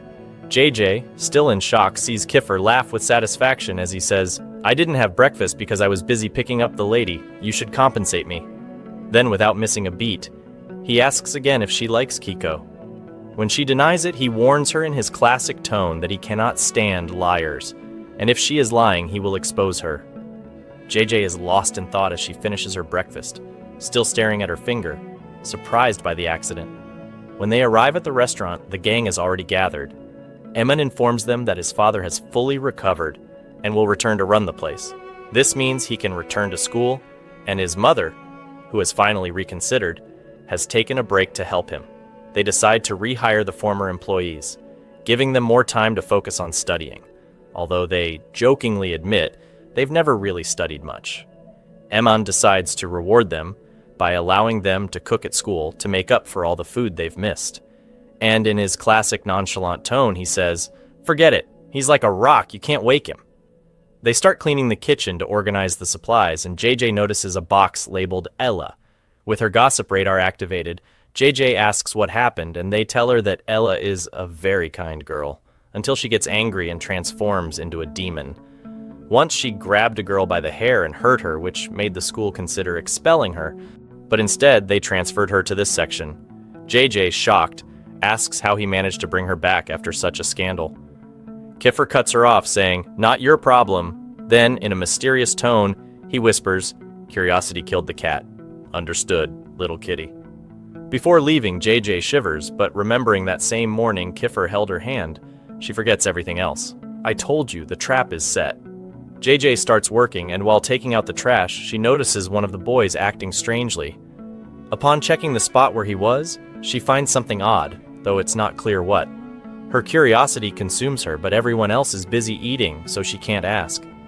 Yuri notices something is off and asks if she's okay, while Kiffer, always alert, watches suspiciously. Suddenly, David appears injured, and all the boys gather around him, telling the girls to stay back. Naturally, JJ and Mika activate detective mode and try to eavesdrop, but without success. JJ begins to suspect that something is wrong because the boys are acting very secretively. As soon as they see her, they disperse, making her feel like no one intends to tell her the truth. She decides to take advantage of everyone being busy with Kiffer to talk to David. She says, "Come on, as your close friend, tell me what happened." After a dramatic sigh, David explains that Kiko announced he was going to propose to JJ, and since he couldn't handle it, they ended up fighting. JJ, feeling like the official mediator, assures him she will fix things between them, but David refuses her help. Kiffer, tired of the drama, orders the boys to escort her out, saying, "It's only going to make things worse." Cien is in charge of taking her, and jokingly says, "Come on, the dishes are waiting for you." They end up washing dishes together. JJ, clever as always, tries to pry for information, but Cien responds, "You know I'm not one for gossip." Eventually, Cien admits that the boys are planning something to get justice for him. He begs JJ not to press him any further and then runs off. A little later, Kiffer enters with a questioning expression and says, "What are you doing here, miss?" JJ, without missing a beat, asks him the same. Kiffer, with an arrogant smile, he reminds her that it's the men's bathroom and that he has every right to be there. JJ responds that it's not her fault the women's bathroom is out of service. Once again, Kiffer asks her if she likes Kiko, and JJ, exhausted by the topic, denies it. But Kiffer grabs her by the shoulders, pulls her closer, and says, "Tell me to my face." JJ firmly replies that it's none of his business and asks why he cares so much. Feeling exposed, Kiffer can't answer, so he changes the subject and accuses her of worrying too much about him. JJ patiently explains that she's just trying to resolve the issues between the boys. Later, the group gathers and warns JJ not to follow them. But, naturally, curiosity gets the better of her, so she tricks them and quietly sneaks behind. They enter an abandoned building and JJ hides behind some planks. Suddenly, someone grabs her from behind and covers her mouth. The boys call for Kiko, who arrives with his group. Let's be honest, Kiko's muscles are impressive. You can feel the tension in the air. It's clear a showdown between Kiko and David is about to happen to settle everything once and for all. David confidently takes off his jacket, revealing his muscles, ready to fight. But before any punches are thrown, someone from above stops everything and asks Kafir, "Don't you know who's behind this?" Everyone turns and discovers it's Ram, the leader of the gang they had clashed with before. Ram reveals he brought JJ to witness the confrontation. When they try to protest, Ram, with an air of mystery, says, "Relax, guys, I have a surprise." Without further ado, he grabs JJ and asks her, "What's your name, beautiful?" The boys warn him to let her go, but Ram declares that no one can make him. JJ, without thinking twice, headbutts him and takes off running, leaping from above. Within seconds, all the boys chase after her. In that moment, she recalls what happened and wonders if something strange occurred, since she doesn't even remember passing out. The three boys stare at her as if she's crazy, because at the time, they couldn't even catch her. She could have seriously hurt herself. Kefir, heart racing, is extremely worried about her. As time passes, he constantly checks to make sure she's okay, because they don't want her to act so recklessly again. Honestly, they were genuinely terrified for her safety. Meanwhile, Cien remains in his own world, convinced that JJ literally flew. JJ apologizes to him and the group for trying to escape the territory of the second gang. Everyone sees her as weak, which is why they thought she would be attacked, especially since they had fought her before. JJ, fed up with the situation, blames them for dragging her into this mess and decides to confront Kiko face to face. Kiko, more than happy about the idea, agrees, and everyone else leaves them alone. Kiefer, driven by his protective instincts, doesn't want to leave, but he does anyway, keeping watch from a distance. Kiko sits next to JJ and tells her to ignore what David said, but JJ is clear. She's not interested in relationships right now, and it's nothing personal against Kiko. She just prefers things to be this way. Kiko accepts her decision, though he looks disappointed and quickly leaves, head down. Meanwhile, David insists on escorting JJ home to make sure she's safe. Kiefer, still annoyed, follows behind. JJ realizes he wants to say something, so she apologizes for the earlier events. But David is only concerned about her well-being. He doesn't want her to get hurt again. JJ, on her part, continues trying to make sense of everything, including why Kiko ended up in a fight to the death. It turns out Kiko used to be the leader, but someone challenged and defeated him. Since then, he's been cautious, even using a pipe to defend himself and prove that he still has what it takes. The group doesn't trust Kiko or those who follow him. JJ, on the other hand, feels grateful because they care about her and want to protect her, especially if Kiko decides to return. She wonders if she would ever consider being in a relationship if someone wanted to be with her. She suspects that Kiefer has feelings for her but dismisses the thought and retreats, trying to calm down. Later, she arrives home late and everyone is worried. She tells them she hit her head. Angelo informs her that he had to leave earlier to handle a work matter. With all the authority in the world, Angelo tells JJ that she must spend the night with Aries in the only available room, meaning they have no choice but to get along. Out of nowhere, her phone rings, and Aries takes the opportunity to explain everything that happened between them and how she should handle the situation. But then Aries sees a pregnancy test, and his head explodes with doubt. He automatically assumes it belongs to JJ and wonders if it could be Kiefer's child. He recalls the moment he first saw it, only to discover that it actually belongs to Denzel's girlfriend, who is pregnant. Angelo confronts Kiefer about the situation, leaving him completely shocked. Suddenly, everyone assumes that JJ is pregnant with Kiefer's child, creating a storm of tension, especially between Aries and JJ, because she continues to make his life difficult. Concerned for the family's reputation, Angelo insists on clarifying everything. Kiefer is called, and everyone gathers to confirm whether JJ is really pregnant or not. JJ realizes that, amidst all the drama, no one is truly on her side. Later, she talks to Kiefer's father, who is also upset about the situation. Suddenly, the doctor arrives and confirms what everyone had been expecting. JJ is not pregnant, the result is negative. Everyone feels relieved, although there's also some embarrassment over the huge misunderstanding. Kiefer, in his classic relaxed style, can't stop laughing at the situation. JJ, meanwhile, walks away and Kiefer follows to apologize, but she, fed up with the problems he always causes her, refuses to accept it. Kiefer tries to make amends, but as soon as he steps out, JJ punches him in the face because she's still angry about the mess he created. The next day, the rumor spreads quickly. Everyone finds out that JJ left a mark on Kiefer's face. Meanwhile, JJ starts giving Calix advice on how to be a good boyfriend to Mika, although the others can't resist gossiping about her. Finally, Kiefer manages to talk to JJ and reveals that everything was a joke. JJ, outraged, realizes he's been causing her trouble the entire time, and they end up in yet another argument. Despite their conflicts, JJ sits next to Kiefer, wondering if he will ever properly apologize. They keep clashing and failing to understand each other, but eventually everyone gathers to discuss what happened. The first group to speak is Freya's. While they seem organized, in reality, none of them has anything truly special. They start planning their next steps and brainstorming ideas while JJ watches in surprise. When it's her section's turn, they realize they have absolutely nothing prepared. In the end, they decide to divide tasks, trying to figure out what their group should do.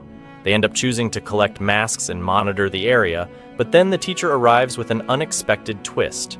She announces a change in the competition. The girls must dress as boys and vice versa, and then the most attractive person from each section will be chosen. Freya, with her classic touch of malice, forces Section E to join the contest, but she does it intending to make them look bad. As the competition progresses, a conflict arises over the food that E-Man is preparing. JJ steps in to organize everything, while Kiefer, as always, stays close. trying to get closer to her. Meanwhile, JJ notices Denzel sitting alone, looking worried because his girlfriend is pregnant. She approaches him, noticing that he hasn't even eaten like he normally would. Trying to help him, she encourages him to eat, assuming he must be overthinking too much. Denzel, feeling playful, says, "I'm the one who's pregnant."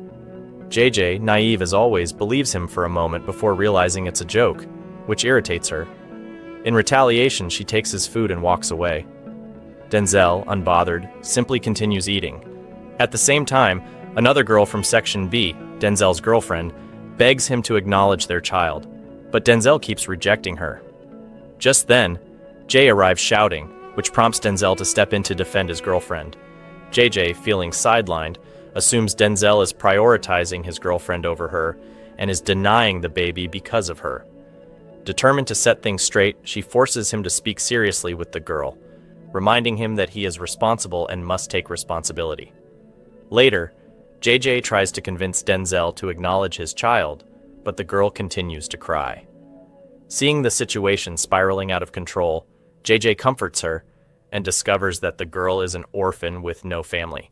She understands that Denzel is rejecting her because he doesn't want to bear the responsibility. JJ keeps trying to calm her, but the drama is so intense it begins to exhaust her. In class, Denzel continues to ignore the girl, and JJ starts wondering how to get him to react. She considers asking Angelo for help, but involving him would be complicated. She also thinks about talking to Yuri, but isn't sure if he would agree. Then she remembers David. Perhaps he's the right person to convince Denzel. She talks to David and they decide to eat together. David, in a joking tone, suggests they go on a date. At that moment, Denzel overhears them and causes a scene. At first, nobody believes him, but eventually, everyone assumes it's true, especially someone who doesn't seem pleased with the news. Over time, the three go together to an amusement park. They have fun, scream on rides, and enjoy the day. However, Denzel ends up feeling dizzy, triggering a playful argument with JJ. Between laughter and teasing, they start chasing each other through the park. Denzel insists on riding the attractions again, but eventually, they decide to take a break to grab some food. Meanwhile, David and JJ end up sitting together, something she hadn't expected. JJ wanted to have a serious conversation with him, mainly to find out if his girlfriend was really pregnant. Trying to keep everything secret, JJ suspects that Denzel rejected Grace because of something he heard. Realizes that Denzel is struggling with the situation, while the class continues to watch him in silence. JJ thinks about who could convince him. Then David reveals that all their classmates are spying on them, even though they are trying to hide. To expose them, he tells JJ to close her eyes. As soon as she does, the hidden students finally emerge from their hiding spots. Seeing the perfect opportunity, David approaches JJ and is about to kiss her, but before he can, everyone rushes to stop him because he already has a girlfriend. The situation erupts into total drama. Cien and the others appear and scold David for even attempting it. Yuri is furious, convinced that David had no right to do such a thing. Yuri's reaction shows that he is more affected than they thought, especially since he has been getting closer to JJ. Later, the group decides to enter a haunted house. JJ, terrified, refuses to go in, but everyone insists they must take photos to remember the moment. Once inside, JJ becomes even more frightened, especially because she has to stay trapped with Cien.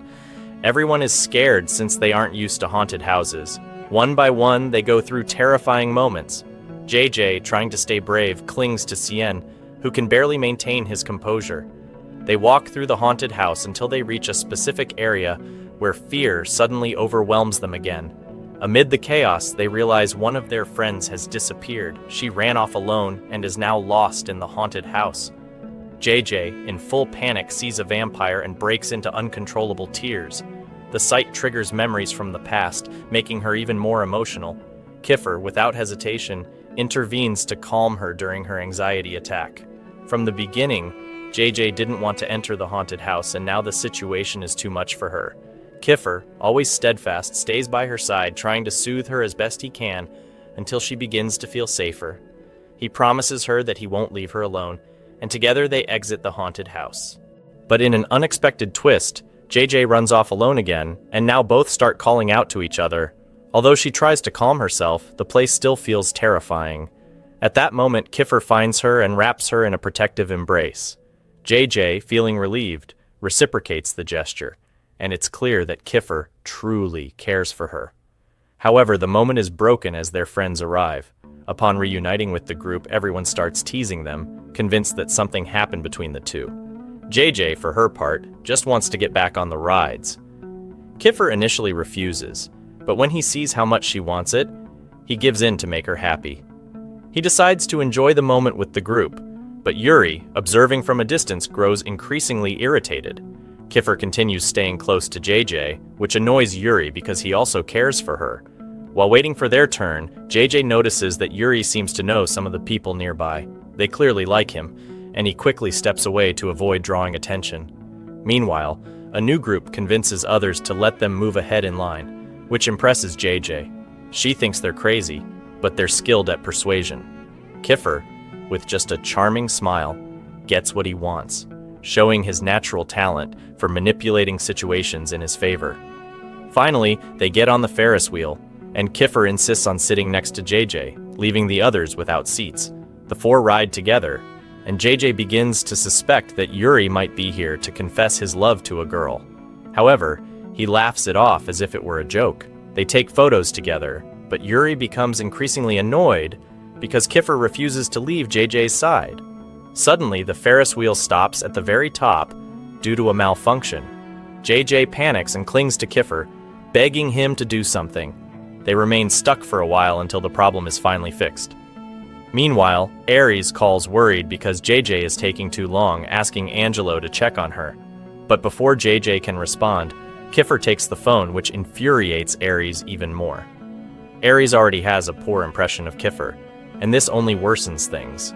In the end, Aries decides to pick her up personally, while Yuri continues with a scowl. Elsewhere, the other students keep playing and enjoying the city, having an amazing time. Meanwhile, JJ and her group stay together as fireworks light up the sky.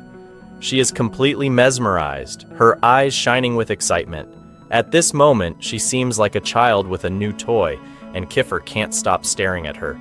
She runs around excited to see more, and when trying to take photos, realizes Kiffer still has her phone. A struggle ensues, and suddenly she falls into his arms. She wants to break free, but he holds her firmly. And no, it's not for romance. It's because he doesn't want Yuri to see her happy with someone else. Annoyed, she leaves while the others laugh uproariously. Shortly after, Aries arrives, frowning at how close JJ is to Kiffer. Her cousin gives her a warning. Better not mess with anyone from Section A or develop feelings for Kiffer. This makes JJ reflect on everything they've been through, the times he's been there to help her and save her from trouble. Yet, she still refuses to admit her feelings and walks away. Later, unintentionally, she ends up at Denzel's house, and her first thought is, what kind of mansion is this? David is there, but his father doesn't waste any time and calls Denzel. Denzel is also surprised to see JJ, but he realizes she needs to talk. The atmosphere grows tense, and suddenly Denzel reveals the truth about his complicated situation. He explains that in his household, everyone works hard to get by, and he always used that as an excuse to keep distance from his girlfriend Grace. Although they love each other, he has never fully accepted their relationship. He feels guilty, especially because Grace gives him expensive gifts while he can barely afford his own life. At first he thought about hiding the relationship, but when the stork, Baby News, arrived at his door, there was no escaping it. He's trapped between the fear of taking responsibility and the terror of losing her. Just then, Grace appears, crying on the stairs. JJ observes the disaster, and through empathy, understands Grace's pain. Unable to bear it, Grace runs off and, of course, ends up colliding with Kiffer. He runs after her, and JJ follows them too. When JJ sees Kiffer there, she stares at him. Her mind spins with a whirlwind of thoughts. However, she doesn't stop because she doesn't want her emotions to control her. Meanwhile, Denzel's girlfriend is on the rooftop, ready to make a radical decision, while everyone desperately tries to stop her, especially JJ, who begs her to reconsider. Seeing the scene, Kiffer makes a shocking comment. Let her decide. Boom! Everyone is stunned. In the end, Kiffer is right. Denzel's girlfriend hesitates and ultimately falls into Denzel's arms. who comforts her and promises that he will always be there for her. It's such an emotional moment that even the gossipers feel a bit of loneliness in their own lives. The next day at school, Yuri notices JJ looking downcast. Meanwhile, Felix is exploding with frustration. His brother got into trouble because of Denzel, and he feels invisible. Later, JJ finds him playing basketball in his secret corner. But when she encourages him, he explodes, tired of everyone interfering in his life. Eventually, he calms down and apologizes, admitting that he feels overwhelmed. JJ suggests he participate in the school festival's basketball tournament, but he flatly refuses due to his rivalry with Denzel. The tension between Denzel and Felix starts to worry the whole group, especially Yuri, who begins to feel jealous of JJ's closeness to Felix. Later, JJ visits a mechanic workshop where she meets Cien and a friend. Amid jokes and laughter, they suggest she should participate in the festival's costume contest. Everything is fun until suddenly, boom, a gang kidnaps her. And who is behind it? None other than Ram, the professional villain. Ram, with his usual "look how bad I am" attitude, sends a video mocking the group and sets them a challenge. Only 4 can go rescue her. Yuri, beside himself with rage, smashes a chair on the ground while Kiefer tells him to save his energy for the fight. Fight with style. Don't just destroy things for nothing. Wasting no time, Kiefer, Cien, David, and Yuri head straight to Ram's hideout. While waiting, Yuri starts asking uncomfortable questions about Kiefer and JJ, hinting that he has feelings for her. Kiefer denies it, but his face says otherwise. When they arrive, they see Ram holding JJ, and chaos erupts immediately with reinforcements from both sides. Kiefer fights to reach JJ, but takes a huge hit. Ram mocks his weakness, making JJ cry. Kiefer tries to calm her, but Ram continues his cruel villain show. Fed up with the teasing, JJ breaks free and delivers a massive blow to Ram's head, but Ram doesn't back down and slaps her. Something inside JJ clicks, and suddenly, like a scene from an action movie, she gives him what he deserves and leaves him on the ground. When the fight ends, Kiefer hugs her, wipes her tears, kisses her forehead, and with a smile says, "I get jealous easily." Just then, Yuri arrives, his face darker than an eclipse. They take JJ to the hospital, where Kiefer stays by her side, waiting for her to wake up. Ares' powerful older brother appears and takes Kiefer for a private talk. Meanwhile, Ares sits beside JJ, hoping she will wake. When he touches her forehead, miracle, JJ starts reacting. Could it be that his eyebrows have magical powers? Her first question is, "Where's Kiefer?" As if by telepathy, Kiefer walks in just as Ares' brother calls him outside. Inside, the boys surround JJ, relieved that everything is over. Cien, in his usual dramatic fashion, cries and clings to JJ, who just looks at him in annoyance and tells him to stop. Meanwhile, Ares' brother scolds him for not intervening during the kidnapping, while Kiefer, the real hero, isn't even part of the family. Before leaving, he gives Kiefer a warning. Take care of her. Suddenly, Ares freezes as his aunt, JJ's mother, appears. She hugs him, but he, without hesitation, rejects her and asks why she has returned after so many years. She replies that she came to see her daughter and announce her upcoming marriage. Ares, unfiltered, blurts out, "Another one? How many husbands do you need?" But that's not all. She asks if he has told JJ the big family secret. Ares' expression changes, and he replies that he's waiting for the right moment. Whatever that secret is, it seems serious. The next day, JJ arrives at school looking glum, but her group of friends doesn't let her stay down for a second. They bring her an adorable dessert to cheer her up, and she smiles, until she tries to eat it and discovers her hands are too sore.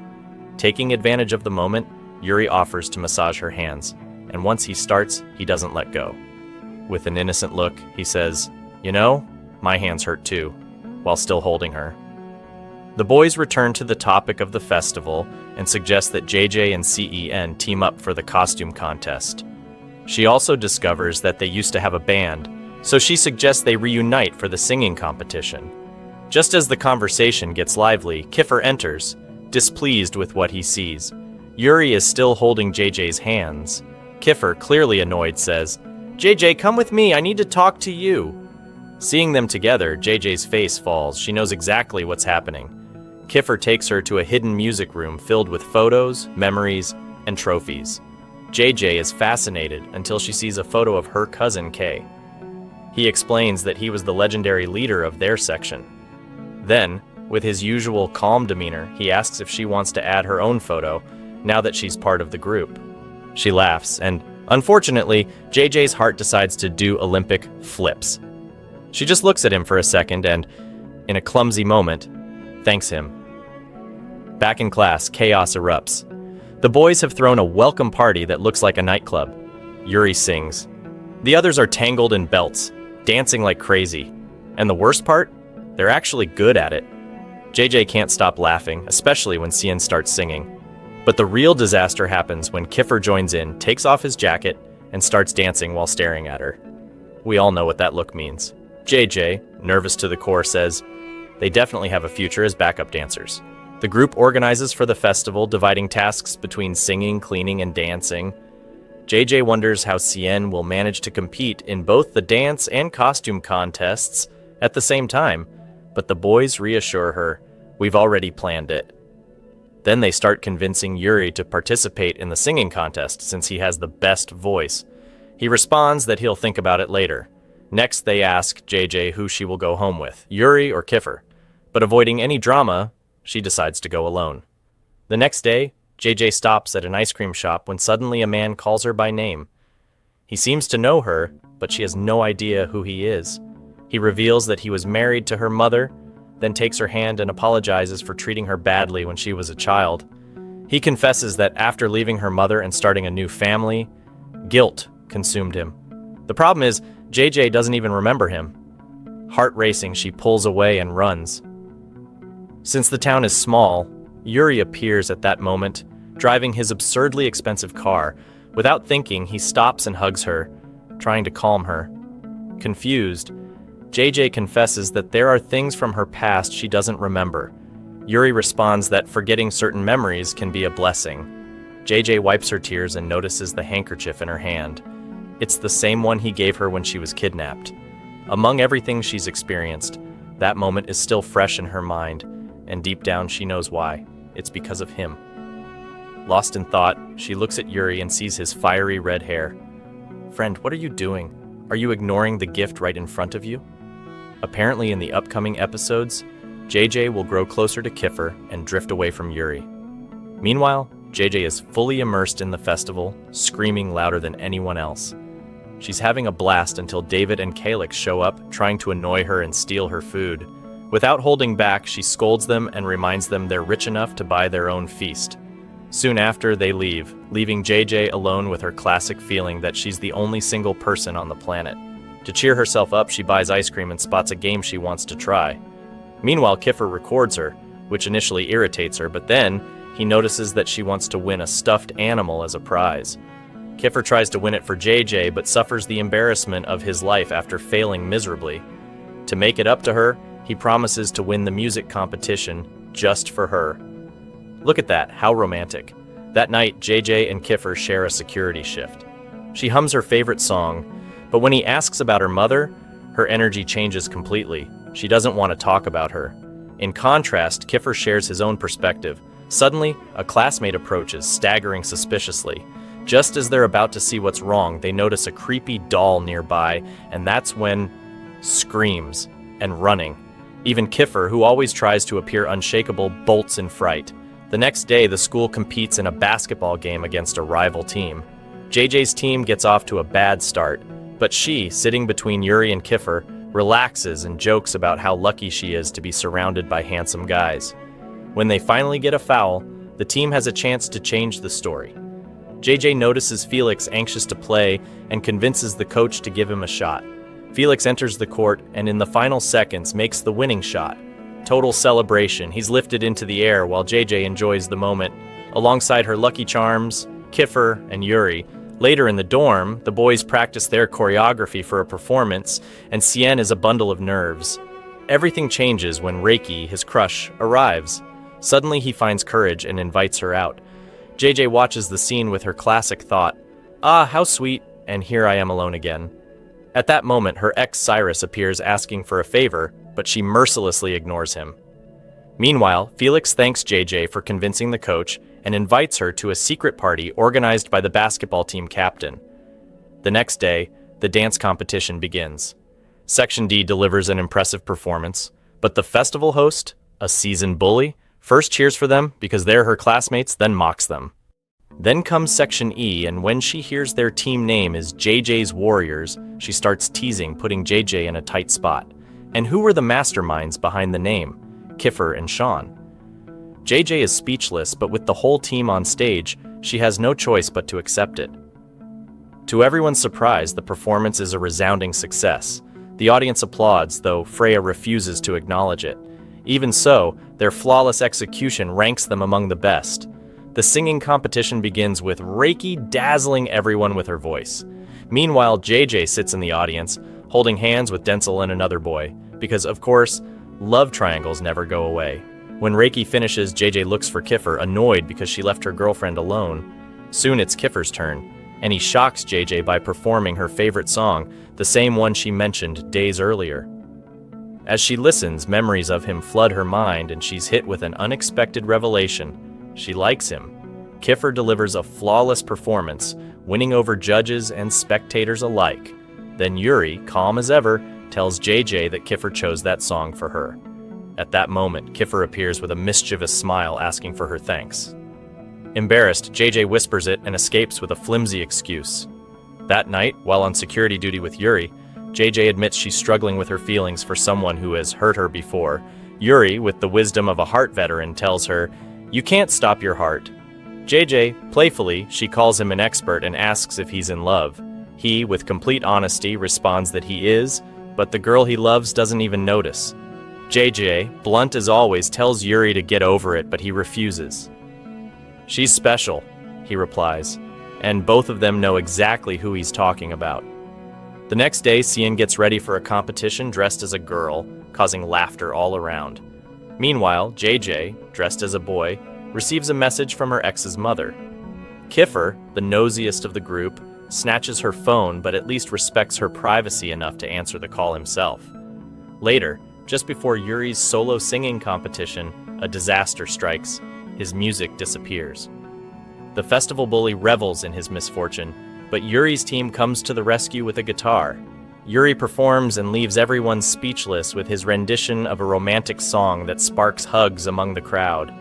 Kiffer leans in and whispers to JJ, "He's singing for the girl he loves." JJ, completely stunned, gets up and walks away, leaving Yuri disappointed. Outside, JJ encounters Denzel's ex crying. She discovers that although Denzel is taking care of her for the sake of their child, he refuses to get back together with her, even though he still loves her. Unable to stay silent, JJ confronts him in front of everyone and demands an explanation. Denzel, moved, confesses that he believes his ex will never forgive him, but she, having heard everything, steps in and tells him that she loves him and will forgive him if he decides to return. They reconcile, leaving everyone else feeling lonely and reflective. JJ, caught up in her own emotions, finally responds to her ex's mother and decides to visit him at the hospital. When he wakes up, the first thing he asks is about her, but JJ doesn't remember what happened between them. Desperate, he grabs her hand and pleads with her to stay. JJ panics and runs away. Her sister follows, accusing her of being the cause of her brother's suffering, leaving her even more confused. Back at school, Cian is furious with JJ for missing the competition, and Kiffer scolds her for ignoring his calls. Overwhelmed, JJ explodes, saying she can't always be there for everyone. She retreats to her room, emotionally drained. But Yuri, always attentive, refuses to leave her alone, sits beside her, and teaches her to play the guitar. While they're together, the tension builds. JJ gets distracted staring at him, and he moves closer. The moment is intense, and it's clear where it's heading. Just then, Kiffer appears with a trophy in hand. His team won Best Band, and he was about to give the prize to JJ, just as he promised. But now he freezes, watching the scene. JJ panics, realizing she may be emotionally deceiving Kiffer. Conflicted between Yuri and Kiffer, she grabs her bag and runs. Meanwhile, Yuri and Kiffer exchange unreadable glances. A storm is brewing, and it's clear this love triangle is about to explode.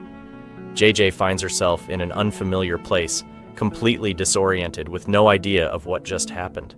Slowly, memories begin to resurface. She recalls that Kiko, the audacious one, was getting far too close to her. The thought leaves her in shock, especially as she feels her blood boil with fury. Fear grips her, and if what she remembers is true, she clutches her head tightly, pulling at her hair in frustration, trying to recover more details. And then it all starts coming back.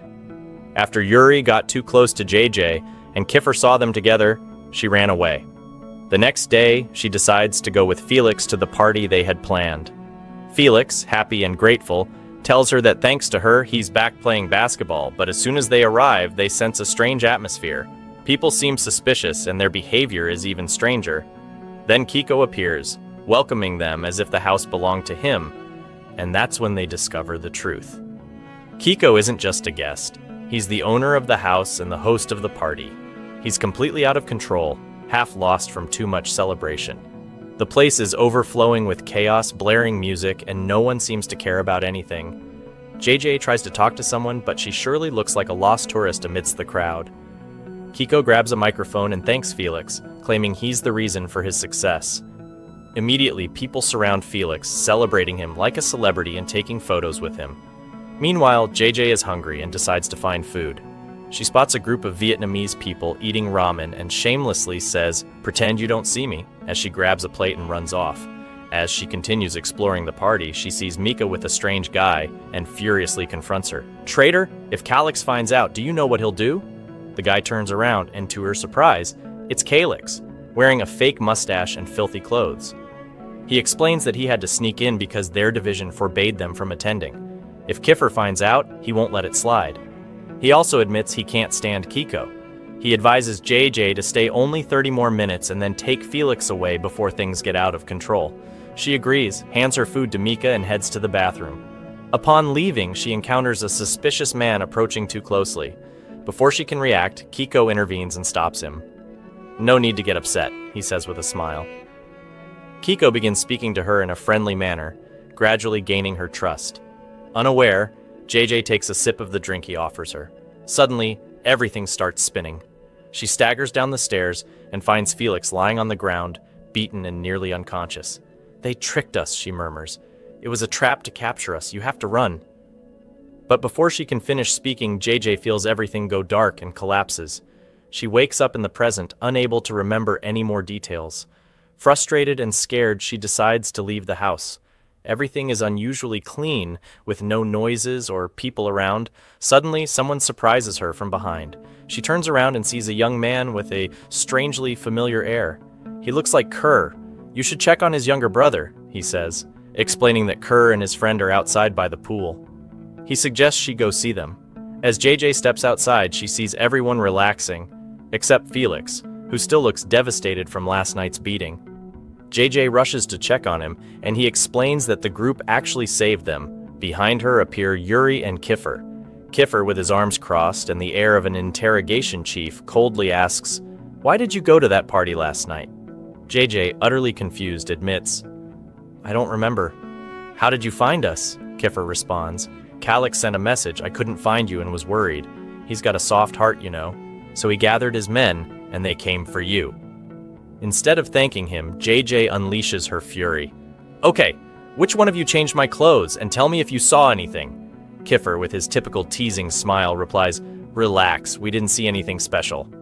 He refuses to explain further, clearly enjoying JJ's nervous reaction. Meanwhile, she remains caught between these two handsome troublemakers, unsure whom to glare at first. "Take a seat, folks." By the way she looks at them, it seems she's about to devour them alive. The boys step back and begin recounting what happened the previous night. When they arrived at the party, they searched everywhere for JJ but couldn't find her. Then Aries appeared and noticed someone was missing.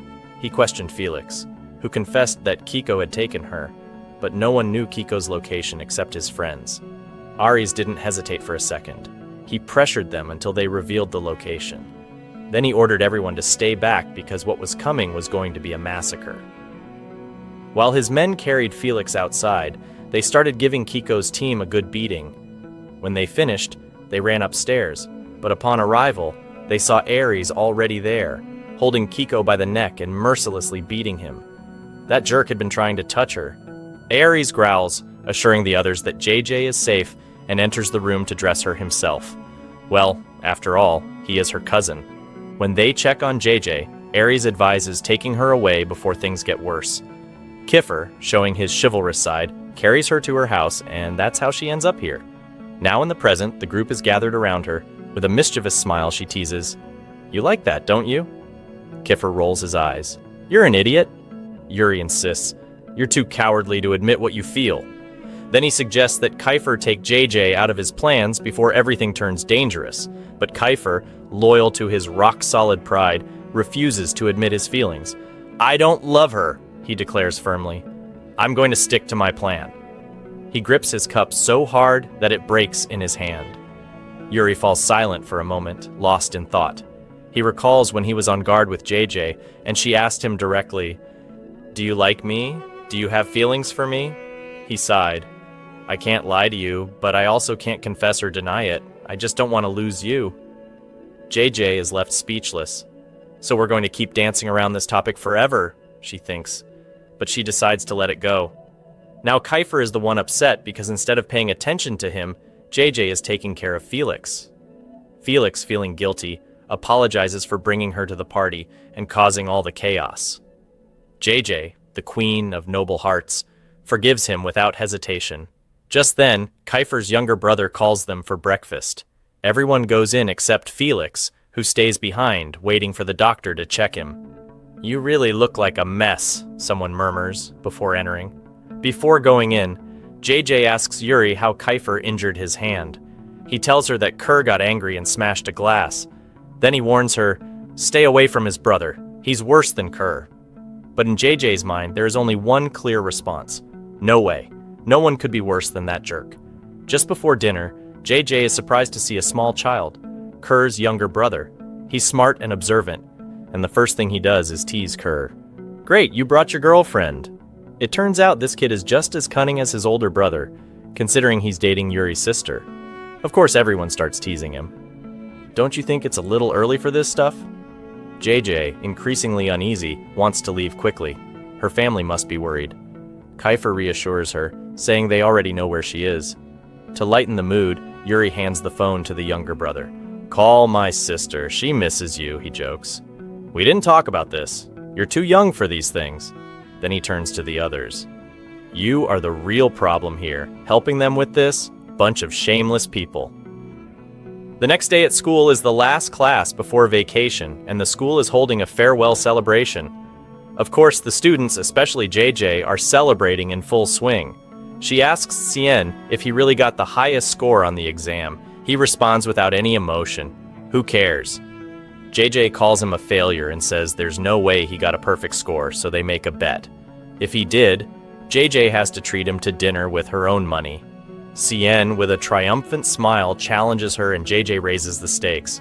"Fine, I'll dye my hair." He reminds her that it goes against school rules. "Oh, really? Then how come Yuri gets away with it?" JJ retorts. "Yes," he reveals, "that's his natural hair color." JJ is shocked. Then he proposes another bet. "If I pass with the highest score, you have to choose your favorite among us and kiss him in front of everyone." She accepts. That night, Jay attends a kid's costume party, and Cien, ever the immature one, spends the whole time playing like one of them. At one point, JJ sees a child who looks strikingly like Kiefer's younger brother. Confused, she ignores him until she turns and sees the real one standing behind her. "What are you doing here?" he asks. JJ tries to joke with him, but he, cold as always, reminds her, "We're not that close." Then he snatches the candy right as Kiefer enters. "Since you're at it, fill your pockets too." "Didn't I teach you better?" Kerr teases. The younger brother responds fearlessly. "You didn't raise me." "Oh no. Family drama. Better save it for home," JJ thinks. Eventually, the boy leaves and returns, having stolen candy from a girl. Of course, this causes trouble when his father confronts him, but the situation takes a strange turn when the man starts flirting with JJ and tries to ask her out. Kiefer immediately intervenes. "Respect. Don't you see I'm here?" The man mocks him. "Why? Are you her dad or something?" Kiefer smiles slyly. "Worse, her husband." The guy is so shocked that he runs off, completely forgetting why he was angry. Meanwhile, JJ clutches her chest. "Did I hear that right?" Then Kiefer informs JJ that Kiko has been expelled from school for all the trouble he caused. I warned you to stay away from him, he adds. And from now on, I'm your husband. You have to listen to me. JJ is in shock. Husband? Where did that come from? Kiefer offers to take her to a quieter place, away from all the commotion. Later, when they return, he asks her to wait while he gets her a drink. Suddenly, a suspicious-looking guy approaches, but before he can say anything, a striking man with piercing blue eyes pushes him aside. When the man introduces himself, JJ is stunned. They share the same last name. He smiles. I know you must have a lot of questions, but save them for later. Before leaving, he takes her number. Kiefer returns and hands her the drink. They sit together to watch the presentations, but a girl staring at Kiefer too intensely begins to make JJ nervous. No way I'm letting it show, she thinks, keeping a neutral expression. Meanwhile, Cien is doing his own thing, shamelessly flirting with other girls. JJ rolls her eyes. If Reiki were here, he'd have dragged him by the ear already. Annoyed, she nudges Kiefer. If you want to dance, go ahead. Seems like you enjoy the attention. Before he can respond, one of the girls pulls him onto the dance floor. JJ sighs, standing aside, completely out of place. She tries dancing a little, but her style looks more like a coordination attack than anything rhythmic. But for Kiefer, this is pure gold. He approaches with a smile. Better dance with me. Just as they start enjoying it, the music changes to a slow couples dance. Kiefer leans in. Would you honor me with this dance? JJ hesitates, then nods. As they move, she places her hands on his shoulders. Wow, I think I've wanted this for a very, very long time. He rests a hand on her waist, pulling her closer. The moment intensifies and JJ completely loses herself in it, ending with her head resting on his shoulder. Then, out of nowhere, Kiefer lifts her chin and kisses her on the forehead. At that moment, JJ understands. I love him. Just as Kiefer begins to lean in closer, screen fades to black. And as if that weren't enough torture, the preview for the next episode reminds us of something important. Oh, right, Cien's exam. Now he's going after JJ to enforce the bet, choosing her favorite and kissing him in front of everyone. The scene shows the protagonists amidst a sea of romance and intense glances, and of course, all single souls can feel the emotional punch. Then JJ returns home. Here begins the phase of ridiculousness, or rather the classic early love game, where every word becomes awkward. They even find excuses to stay together as long as possible. When he says goodnight, she responds, you too. And our boy starts to melt. Then he leans in. No, he leans even closer and boom, another forehead kiss. Now what do you think this is? This is a respectable summary of a respectable lady. After what happened, JJ begins to feel confused about her emotions. When Kay leaves, Aries shows up and yells at her for being late. Without filtering her words, JJ snaps at Aries. You're not my dad. Don't talk to me like that. He decides to let it go and simply tells her to come in behind him, but that only irritates her more. To this day, she still doesn't know who her father is. When she reaches her room, she finds a message from Kerr asking if she's okay. Immediately, she jumps on the bed, bursting with excitement. She replies with a message, thanking him and wishing him sweet dreams. A few seconds later, reality hits. What am I doing? Behave, woman. Are you getting sentimental? This isn't our style. At that moment, another message arrives, this time from Yuri, asking if she already has plans for the holidays. JJ ignores it, completely ignores it at this point. What is this, a dramatic novel? Anyway, a third message pops up on her screen. She is summoned on Monday after school. Surprised, she asks why, and is told that they have information about her family and her brother. Now she's more confused than ever. The next day, she returns to school. Exam results are about to be published. Chaos takes over the place. All the sections are packed. Then one of her classmates, looking tragic, approaches and asks to borrow money to make sure he passes, starting to flatter her. And the most incredible part? It works. JJ agrees to bring him the money the next day, but first, she needs to check her results. Just as she's about to do it, the chaos caused by the other students blocks her way. Her classmate, without thinking, shouts to clear the area. Apparently, the boys from that section are extremely confident. In any case, our JJ is celebrating. She got an 84.5, but then she remembers her bet with Cien and panics, because it turns out he was the only one in the whole section to score 100. Cien appears from behind, grabs her, and says, "Gotcha!" JJ, bewildered, asks, "How did you do that, slacker?" He reveals that he's actually a genius, but when he isn't motivated, studying is difficult. However, when he sets his mind to something, he achieves it. He reminds her not to forget their deal and walks away. Yuri then asks her why she didn't respond to his message. He's genuinely upset. JJ, without an answer, resorts to the most classic technique of all, running away. She enters the classroom and runs into Kerr. She grabs her bag and tries to leave, still feeling awkward about what happened the night before, but before he can say anything, he puts a finger to her lips in a shh gesture, so no one will find out. Then she sees Cien and uses him as an excuse to get closer to Kerr. They speak quietly, very discreetly, because the rest of the students are completely focused on them, eavesdropping shamelessly, and at that moment Cien, the group's big mouth. Cien blurts out his secret and tells everyone that JJ has to kiss someone today. Immediately, the boys get excited and each begins preparing themselves. JJ screams with all her heart, "My reputation, this is serious!" Immediately after, she hits Cien for causing this mess. The boys make a deal. The chosen one will be judged by the others. So each of them tries to outshine the rest, hoping to be selected. Our boys stand there in silence with faces that say, "What? Aren't we good enough for you?" Finally, Kerr steps forward and tells everyone that JJ will choose whoever she wants, without pressure. The most excited of all is Yuri, especially when he sees JJ begin walking toward him. Kiffer notices the scene and the jealousy chip turns on. But then JJ surprises everyone. She walks over to David and plants a kiss on his cheek because he's the only one asleep and not involved in all this chaos. She promises she'll explain later. Meanwhile, the boys surround David and give him a celebratory beating. Just at that moment, JJ receives another message, this time from Percy. He asks her to meet him at the mall today without telling anyone. JJ runs there, but when she arrives, Percy calls and tells her he can't see her because she broke the agreement and brought company. Of course, maximum discretion is necessary. She takes the chance to ask if Felix's brother really changed. He replies yes. JJ is shocked because everyone thought he was dead. Percy tells her it's a long story, and he'll explain it in person. Then she insists, "Are you my brother?"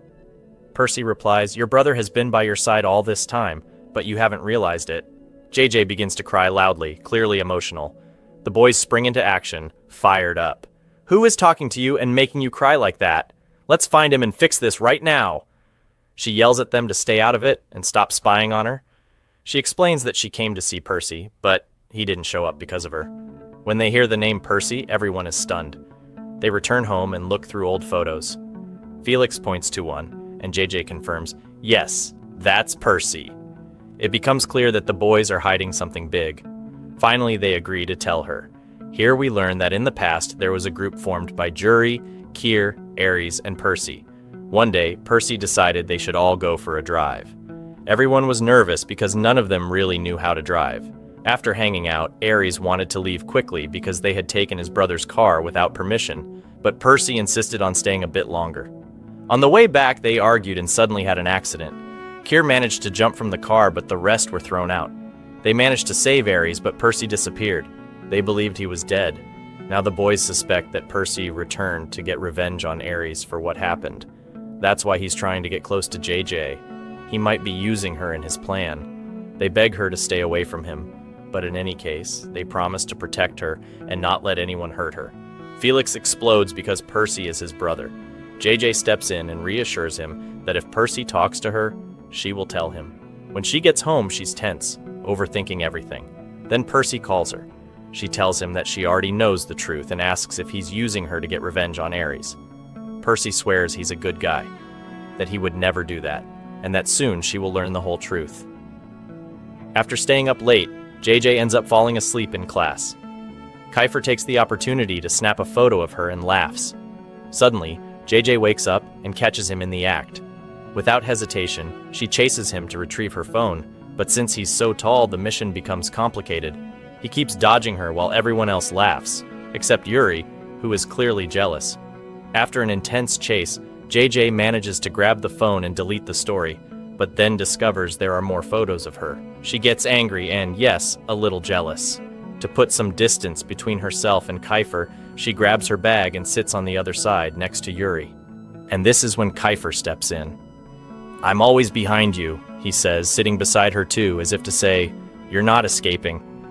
They start a game of musical chairs until the teacher comes in. JJ ends up sitting in the middle, but subtly moves her chair closer to Yuri.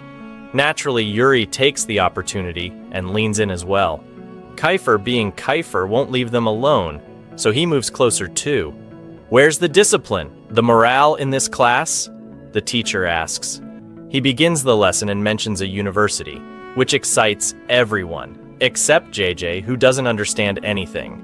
Yuri explains that the school will organize a visit to the university so students can check it out and decide if they want to enroll. Anyone who wants to go must fill out a form. JJ takes one. Meanwhile, Kiefer is completely asleep, so JJ, having zero interest in him at the moment, drops the paper in his hand. Yuri, always the instigator, gives her an idea. "Take advantage of Kiefer sleeping to get back at him," he whispers, handing her a pen. JJ, looking mischievous, says, "God made you so handsome, you deserve this," and draws a horrible mustache on him. The class bursts into laughter. When Kiefer wakes up, everyone falls silent. He suspiciously asks, "Did you do something?" JJ, with an innocent face, replies, "Of course not." But when he sees his clown face on the phone, he says, "Gotcha," and showing either his loyalty or lack thereof, grabs her so Kiefer can draw a mustache on him too. JJ is outraged. "Wow, good job defending me," she exclaims. And then Kiefer draws a ridiculous mustache on him, but he doesn't stop there. He parades around the classroom, marking everyone who laughed. Later, JJ meets the guy who had borrowed money and gives it to him. When she asks what he needs it for, he says it's an emergency and promises to pay it back. "I'm not a thief," he insists. JJ rolls her eyes. Yeah, everyone says that. We'll see." When she gets home, she's surprised to see some classmates there. Freya, Mika, and Ella. Of course, Freya doesn't miss the chance to bother her until Ares intervenes, yelling, "Are you seriously going to insult our girl?" Ella, all sweet, invites JJ to eat with them. JJ, feeling jealous, declines, saying she's already full. But as soon as she turns around, she runs to the table because, of course, there's a plate of sweets waiting for her. While eating, she can't stop looking at Ela, thinking about how beautiful she is. No fillers or Botox. She's spectacular, even when crying. It's no surprise that all the boys are crazy about her.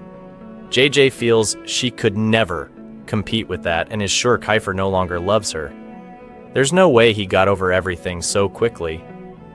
Hurt in her pride, JJ starts to cry just as the maid enters and asks if the food is that bad. To save the situation, JJ quickly replies, "No, I'm crying because it's so delicious." The next day at school, she meets Cien, who asks if she's submitted the university form. "Not yet," she replies. Suddenly, she receives a call from an unknown number. JJ assumes it's Percy. Knowing Cien is the ultimate gossip, she's sure if he finds out, he'll spread it throughout the school, so she walks away to answer. But it's not Percy. It's the guy she lent money to. Again, he tells her he needs more money because he's in serious trouble. When JJ asks for his address, he says, "Kingsland." Just then, Yuri passes by and freezes upon hearing that name. But the real shock comes when he finds out JJ wants to go alone. He immediately stops her, insisting he will go instead, but JJ firmly refuses. "I'm not going with you." When they arrive, the entrance guard recognizes Yuri. Clearly, this place hides secrets. They're asked for their phones before entering and meet a guy dressed very strangely, nicknamed the Tiger. It turns out he's the owner of the place and is surprised to see Yuri after so long. "Good thing you brought your girl to see how this works," he says, and begins talking to JJ. Terrified, JJ clings to Yuri's arm, refusing to let go. They discover that the place is for betting, and those who lose and owe money must fight in high-speed battles.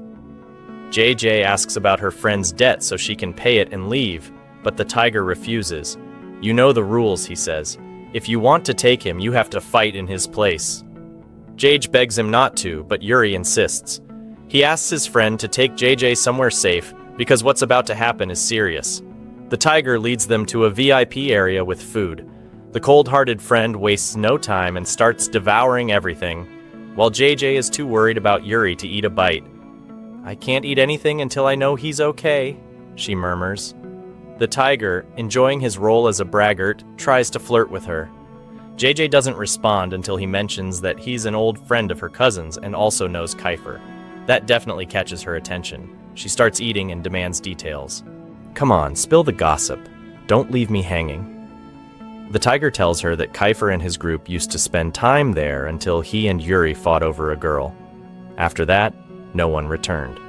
Since JJ lives for gossip, she grabs more snacks, ready to listen excitedly, but her friend embarrasses her. Of course you're not hungry. Are you scared of Yuri? JJ suddenly remembers that Yuri must be fighting at that very moment. She jumps up and runs to find him. Meanwhile, Kiefer is sitting with his friends surrounded by food and has saved a little for JJ. He calls her, but her phone is off and he starts to worry. His friends notice and ask, "Why do you care so much? Why are you so tense?" To hide his concern, he yells at them and demands that they find out where she is. Since they hacked her phone, he discovers, to his surprise, that JJ is with the tiger. Meanwhile, Yuri is already in the ring, and we learn that his first time there was when he fought Kay. Back then, Yuri held back and let himself fall from the first hit so Kiefer could win. But this time, he has no intention of backing down. Fired up for her, Yuri wins the fight with a single move. Well, a husband with style, after all. He then goes straight to JJ, who is a complete mess, crying and utterly affected by him.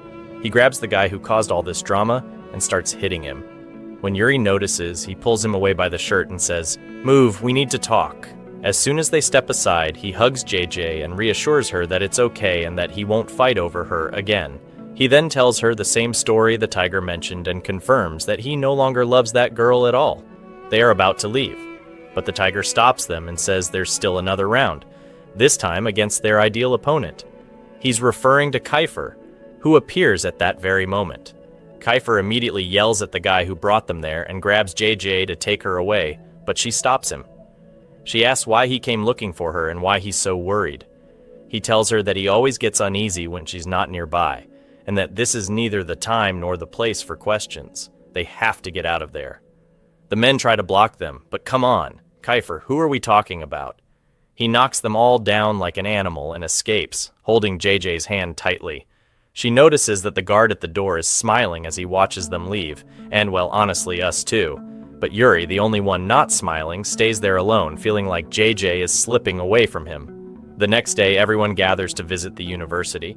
JJ is upset because she forged her dad's signature on the form. He didn't want her to go.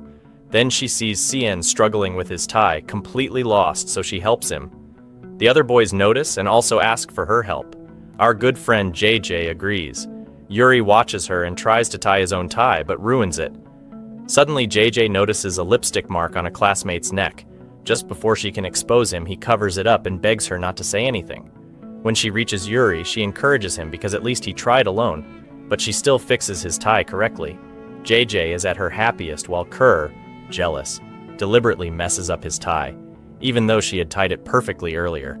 Then the bus arrives and everyone rushes to get on, except Kiefer. He asks JJ to tie his tie too, and with an annoyed look she says, "What are you, a baby?" She reminds him she saw him tie it perfectly before. Kiefer keeps teasing her until she almost blurts out a swear word but holds back at the last second. She ends up helping him. In a burst of frustration, she expresses her feelings while tightening the knot as hard as she can. Then she attaches his ID and walks away. Kiefer follows her, smiling. When JJ arrives at the university, she notices a professor with the same last name as her family. She feels like she's seen him before, but can't remember exactly. She's clearly affected, and the boys worry. Yuri asks if Percy contacted her again and made her angry, but she denies it. She then leaves Yuri and sits next to Reiki. My dear Felix enters, announcing that he received an athletic scholarship at this university and thanks JJ because it was thanks to her. She celebrates with him, hugs him, and even makes him sit next to her. But then Kiefer arrives, moves him aside, and sits next to JJ himself. As always, JJ ends up caught in the middle. Honestly, she's living the dream. Imagine this, Yuri on the right, Kiefer on the left, peak fantasy. After the lecture, they leave and Jay sees the professor again. This time she's certain. She knows him. She opens her phone, scrolls through photos, and boom, realizes it. It's her father. She runs toward him and he recognizes her instantly. He hugs her and says he's been waiting for this moment for a long time. He apologizes for everything he did. It seems there's more to uncover. The principal hasn't revealed everything yet. Then Aries appears, pulls her away from her father, and warns her to stay away. He even threatens to call the police if he comes near her again. Apparently, there was an agreement with her brother to keep her father away from her. JJ, of course, doesn't understand anything. She just wants to be with her dad, but Aries, the human iceberg, won't allow it. Kiefer, furious, pushes him aside to protect her. The other boys gather around JJ to comfort her.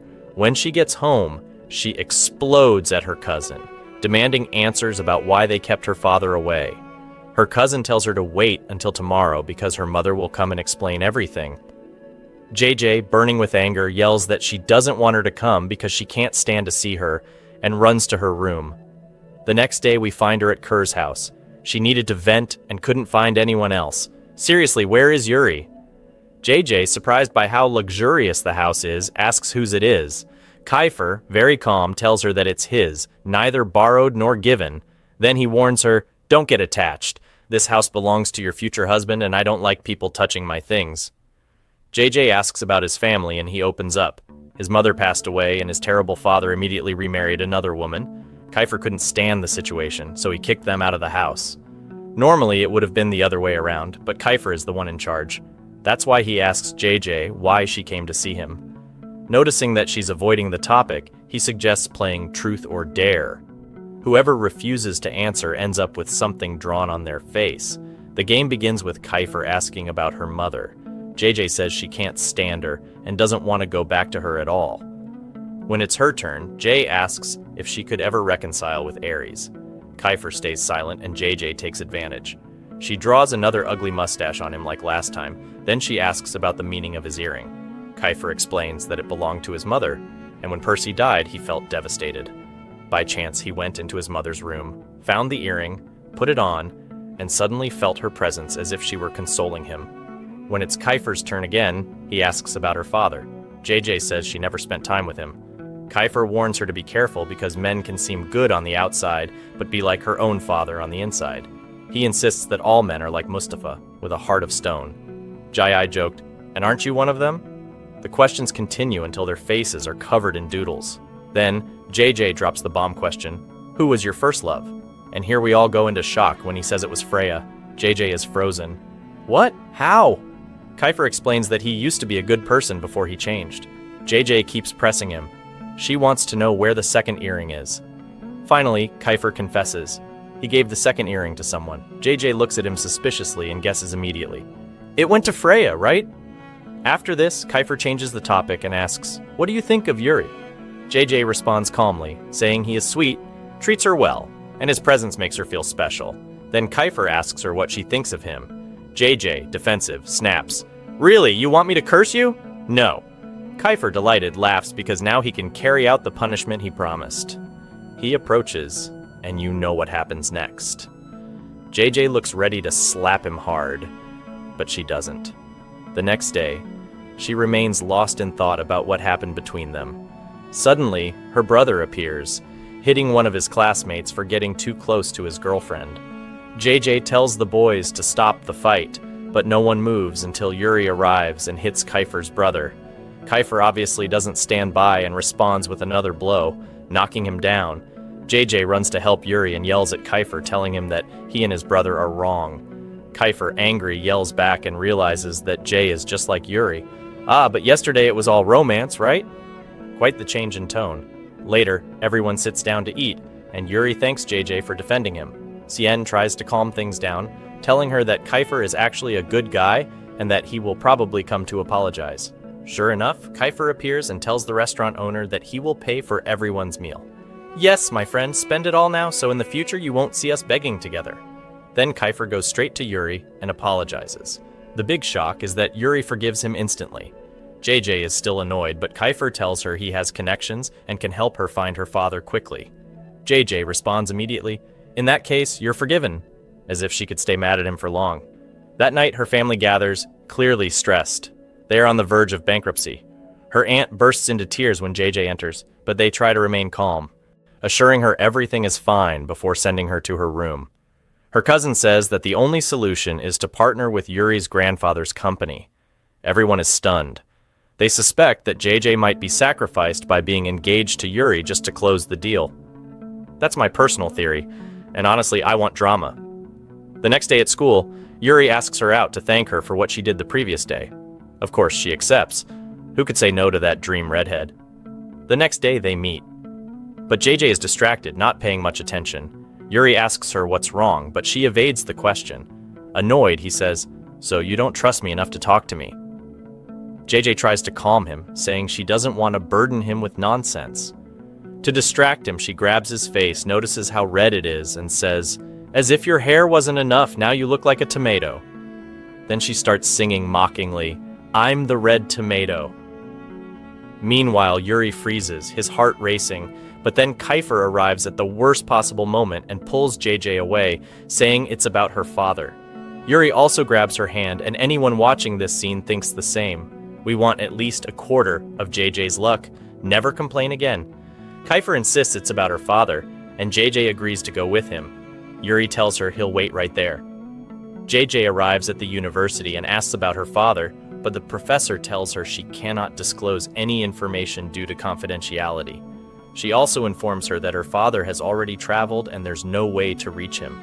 JJ begins to cry, feeling like fate is against her. Kerr, being the perfect gentleman, hugs her, kisses her forehead, and assures her that he will always be by her side. JJ calms down, returns to Yuri, and we see that everyone in the cafeteria has left except Yuri, who is still there waiting. What a man. He gives her a flower, takes out a red ring, of course, and tells her he can no longer hide his feelings. Everything is on the table now, and the choice is hers. Then he leaves. JJ sits thoughtfully, unsure of what to do. We see Jay receiving Yuri's ring and returning home devastated, unsure whether to accept or reject it. Later, her aunt enters the room, respecting her privacy, but when she sees the ring, she asks who gave it to her. JJ tells her, and her aunt replies that the boy truly loves her and wants to marry her. She even checks the size, and surprise, it fits perfectly. Her aunt advises her to think carefully and not rush. A little later, she hands JJ the phone to call her mother. Her mother tells her that she is getting married again and wants Jay to attend the wedding. Naturally furious, JJ yells at her, saying she never cared about her and didn't even tell her that her father was nearby and wanted to see her. JJ hangs up and refuses to continue the conversation, clearly upset. The next day, JJ asks the housemaid if she cleaned her room. She feels something is missing, and of course, at that exact moment, Aries appears holding the ring box. He asks if she's looking for it and who gave it to her.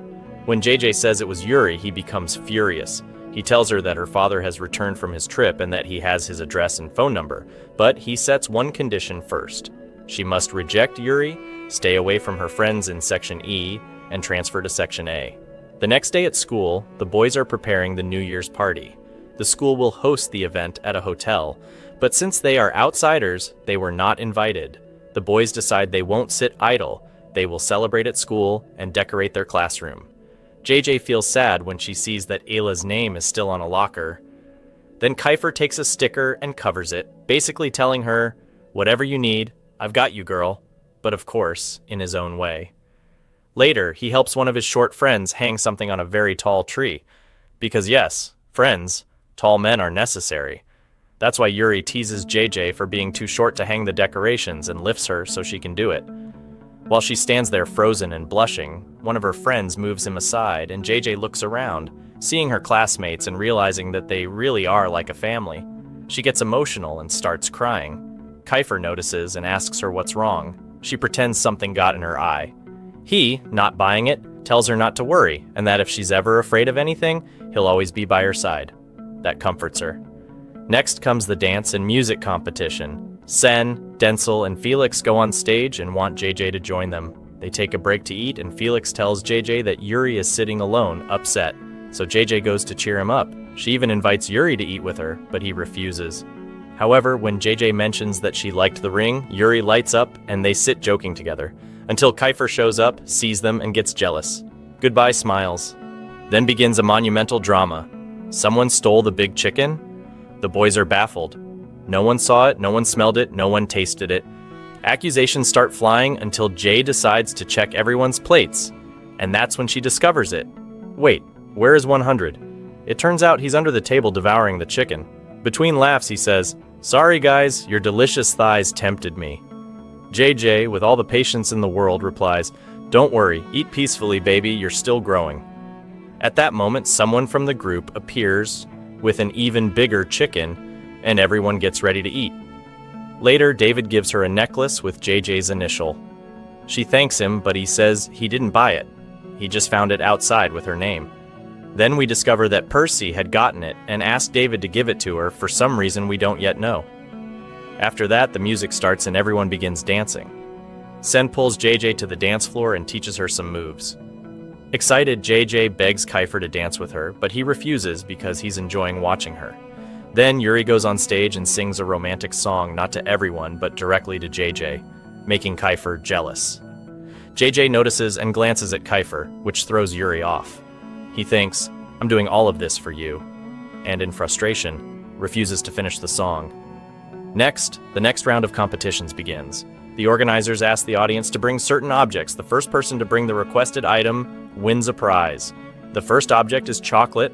Calyx grabs Mika and says, "Here's my chocolate." The level of cringe is extremely high, but they win. Cene and JJ let them pass. Next, they ask for candy, and Kiefer carries JJ while running, saying, "Here's some sweet and sugary for you." JJ blushes with embarrassment.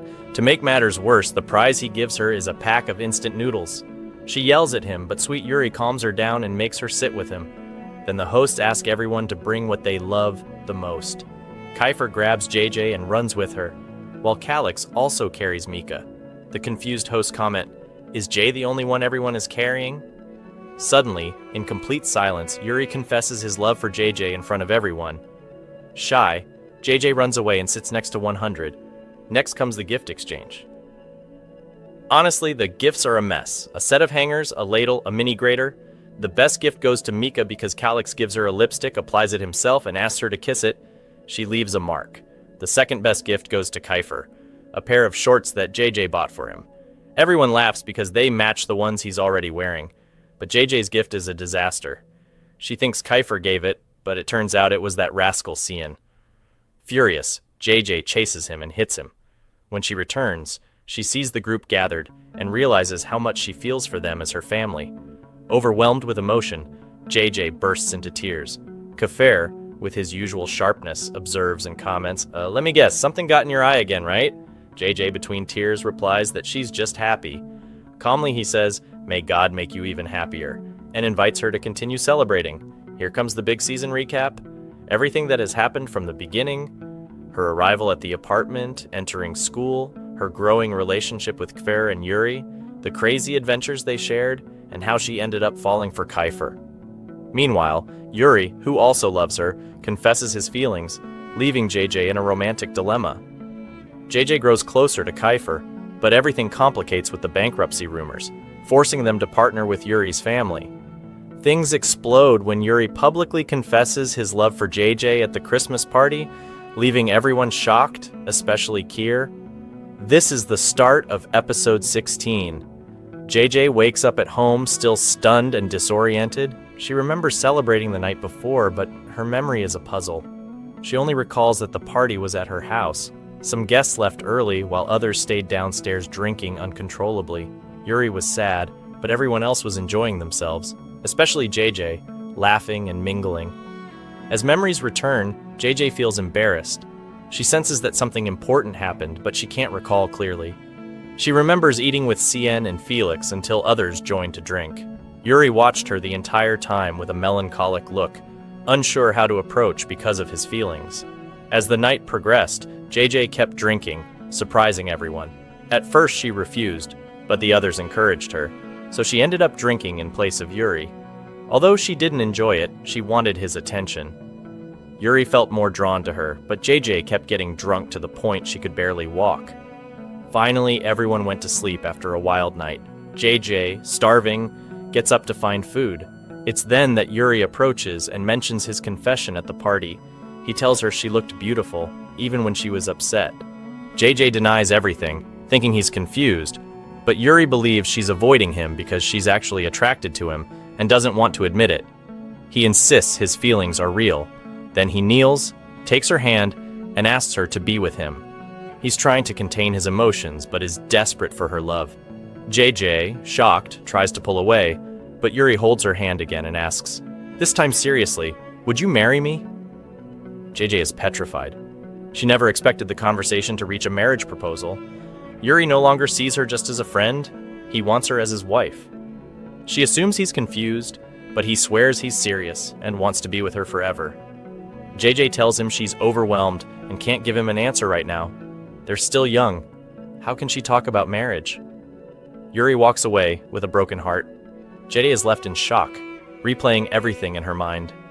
She remembers seeing Yuri and Kiefer arguing the night before, visibly upset, and wonders if that conversation is related to the proposal. Later, she goes downstairs and discovers that her grandmother has arrived for a visit. The family welcomes her with open arms. Then Cien appears out of nowhere, and JJ is surprised but also happy. He seems like a kind and calm guy. Someone suggests they might be in a relationship, but he denies it. JJ, without wasting time, quickly silences him, especially since everyone, including Angelo, is watching closely. Angelo isn't happy with the situation. He believes JJ should focus on school, not romances. He genuinely worries about her and tries to take her aside. Meanwhile, Cien grows closer to JJ's grandmother, who adores him. Later, Angelo confesses to his mother that he feels guilty for being harsh with JJ, but he also wants to know who gave her the ring she's wearing. JJ refuses to let him or anyone else interfere. Despite everything, the alliance between their families continues to progress to avoid bankruptcy. JJ serves juice to her grandmother, who remains charmed by Cien. Christmas preparations continue, and everyone gathers as Aries' grandmother starts handing out gifts. JJ joins the group and notices Cien, who seems happy to be included. Then Jay receives a message from Kit, thanking her for supporting him and wishing her a Merry Christmas. The festive atmosphere lifts everyone's spirits, and Calix also sends his holiday greetings, making JJ feel truly happy to be surrounded by affection. But suddenly, Kiefer sends her a very short message, Merry Christmas. Unlike the others, he doesn't say much or joke with her. JJ feels disappointed. She expected something more meaningful, but his message still manages to bring a smile to her face. Meanwhile, Kiefer dines with his family, thinking quietly about everything. Then comes the moment to open gifts. Everyone receives carefully chosen presents, celebrating joyfully. But when JJ opens hers, she finds a stunning white dress, completely unexpected. She doesn't know what to think, and the others worry about her reaction, knowing she's still young. A week passes without JJ appearing. Her aunt and grandmother prepare to visit her, but suddenly JJ arrives alone, wearing the fitted white dress, clearly uncomfortable. Angelo notices something is wrong and seems more nervous than usual. JJ doesn't understand why, especially with the arrival of the new year and the big celebration planned at Fendi. Yuri predicts she will attend. The party begins and everyone meets Yuri's family. JJ tries to enjoy the event. She sits and finds Kavir. His face lights up, but when he speaks, his tone is cold, affected by everything that has happened. JJ moves away to get a drink, just as the party welcomes a singer. The song touches her heart, reminding her of the moment when Kerr sang for her. She realizes he understands her like no one else. She tells Yuri and leaves. Overwhelmed by her emotions, Yuri follows her and in front of everyone proposes marriage again. JJ is shocked. He just returned from Japan, and now he asks her to dance with him. Their dance is funny and elegant, but the attention is obvious with everyone watching. Kefir stands aside, heartbroken, watching Jay and Yuri continue dancing. The emotions mix, joy and sadness. Kiefer knows he is losing her again. Kiefer drinks to drown his feelings while JJ pretends everything is fine. As the music fades, everyone shouts, "Happy New Year!" And as if that weren't enough, "Happy birthday, Yuri!" JJ, with more enthusiasm than talent, climbs onto the stage and sings the classic birthday song. Kiefer watches from a distance, feeling like the protagonist of a messy drama, but the party still has one more surprise. It turns out the families have decided to join forces, and Jay is officially a couple. JJ, who just 5 minutes ago was dancing carefree, now feels like the world has conspired against her. Kiefer is in shock, and well, he smiles like a child who just received his dream gift, but the joy isn't shared. JJ, feeling betrayed, is practically escorted out by the doctor while her family glares at Yuri. They accuse him of taking advantage of JJ's vulnerability, but he remains convinced that he is finally with the girl he has loved all along. JJ tries to put on a brave face, people, but she can't help noticing the knowing glances between her friends and family. How is it possible that everyone knew about this arrangement and she didn't? In a state of crisis, she flees the party crying, wondering if this is a nightmare or a poorly written drama. Just then, Angelo, the expert in consoling people in crisis, appears. Between apologies and belated explanations, he tells her there was no other option. The family's survival depended on this union. JJ, jaw-dropped, can't believe it. Angelo was in on the plot too. With a lump in her throat, she responds that she understands past mistakes, but this goes too far. She's just starting her life. She wants to study, work, and explore the world, not receive a ring that feels more like a trap than a piece of jewelry. Although her aunt sympathizes, the rest insist that this is for the best. "It's just an engagement, don't worry," they say, as if that makes any difference. Meanwhile, Kiefer pieces together the disaster and, after a mini existential crisis, realizes he doesn't want to lose JJ again. But if he interferes, he could ruin his relationship with her and with Yuri. Dramatically, he decides to step back. Then his song plays, the one that reminds him of everything he's losing. In the midst of his suffering, he admits he always feared being like his father, cold and distant.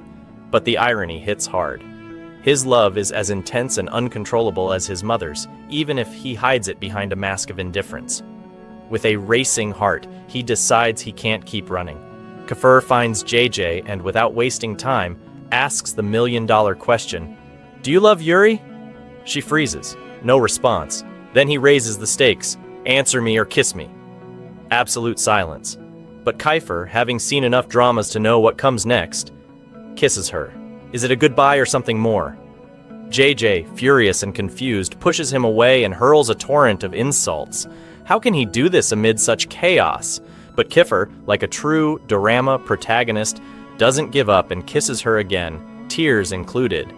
And right at that moment, ding, the elevator doors open, revealing a group of strangers witnessing the live spectacle. They quickly separate, pretending that everything is under control.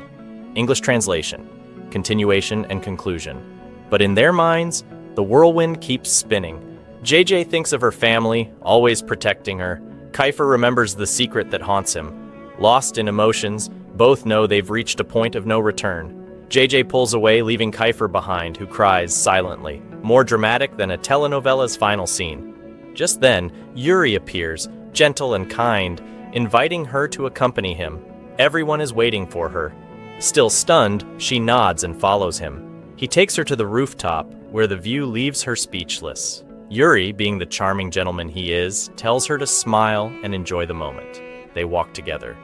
JJ meets the Hanamichi family because, surprise, she accepted Yuri's proposal. Everyone raises their drinks, smiling as if it's the happiest occasion in the world, but JJ senses something is wrong. Excusing herself, she says the classic line, "I'm going to the bathroom." She tries to escape, but Kiefer intercepts her again. JJ freezes. What is he doing now? Kiefer isn't sure either, but he insists he no longer wants to control her. He just wants to be honest. He's terrified that she might marry someone else while still feeling something for him. He looks into her eyes and sees the fear that her heart belongs to someone else. Without holding back, Kiefer drops the bomb. "I love you and I won't hide it anymore." JJ is shocked, and just as the fireworks light up the sky, Kiefer decides it's time for one more confession, something he's kept for too long. JJ looks at him, feeling the weight of the moment, and suddenly kisses him. Amidst the explosion of lights, Kiefer is breathless, but doesn't hesitate. He returns the kiss with more intensity, more emotion. Their love explodes like the fireworks, enveloping them completely until the families arrive. Amore watches his son alone and broken, waiting for someone who may never return. Meanwhile, JJ remains in Kiefer's arms, and this time they both cry, but tears of happiness. No explanations are needed, no words are required. JJ finally knows where her heart belongs, and Kiefer won't let her go. He doesn't hold back. They stay together, embraced, while the celebration continues. In silence, Yuri watches as his dreams crumble.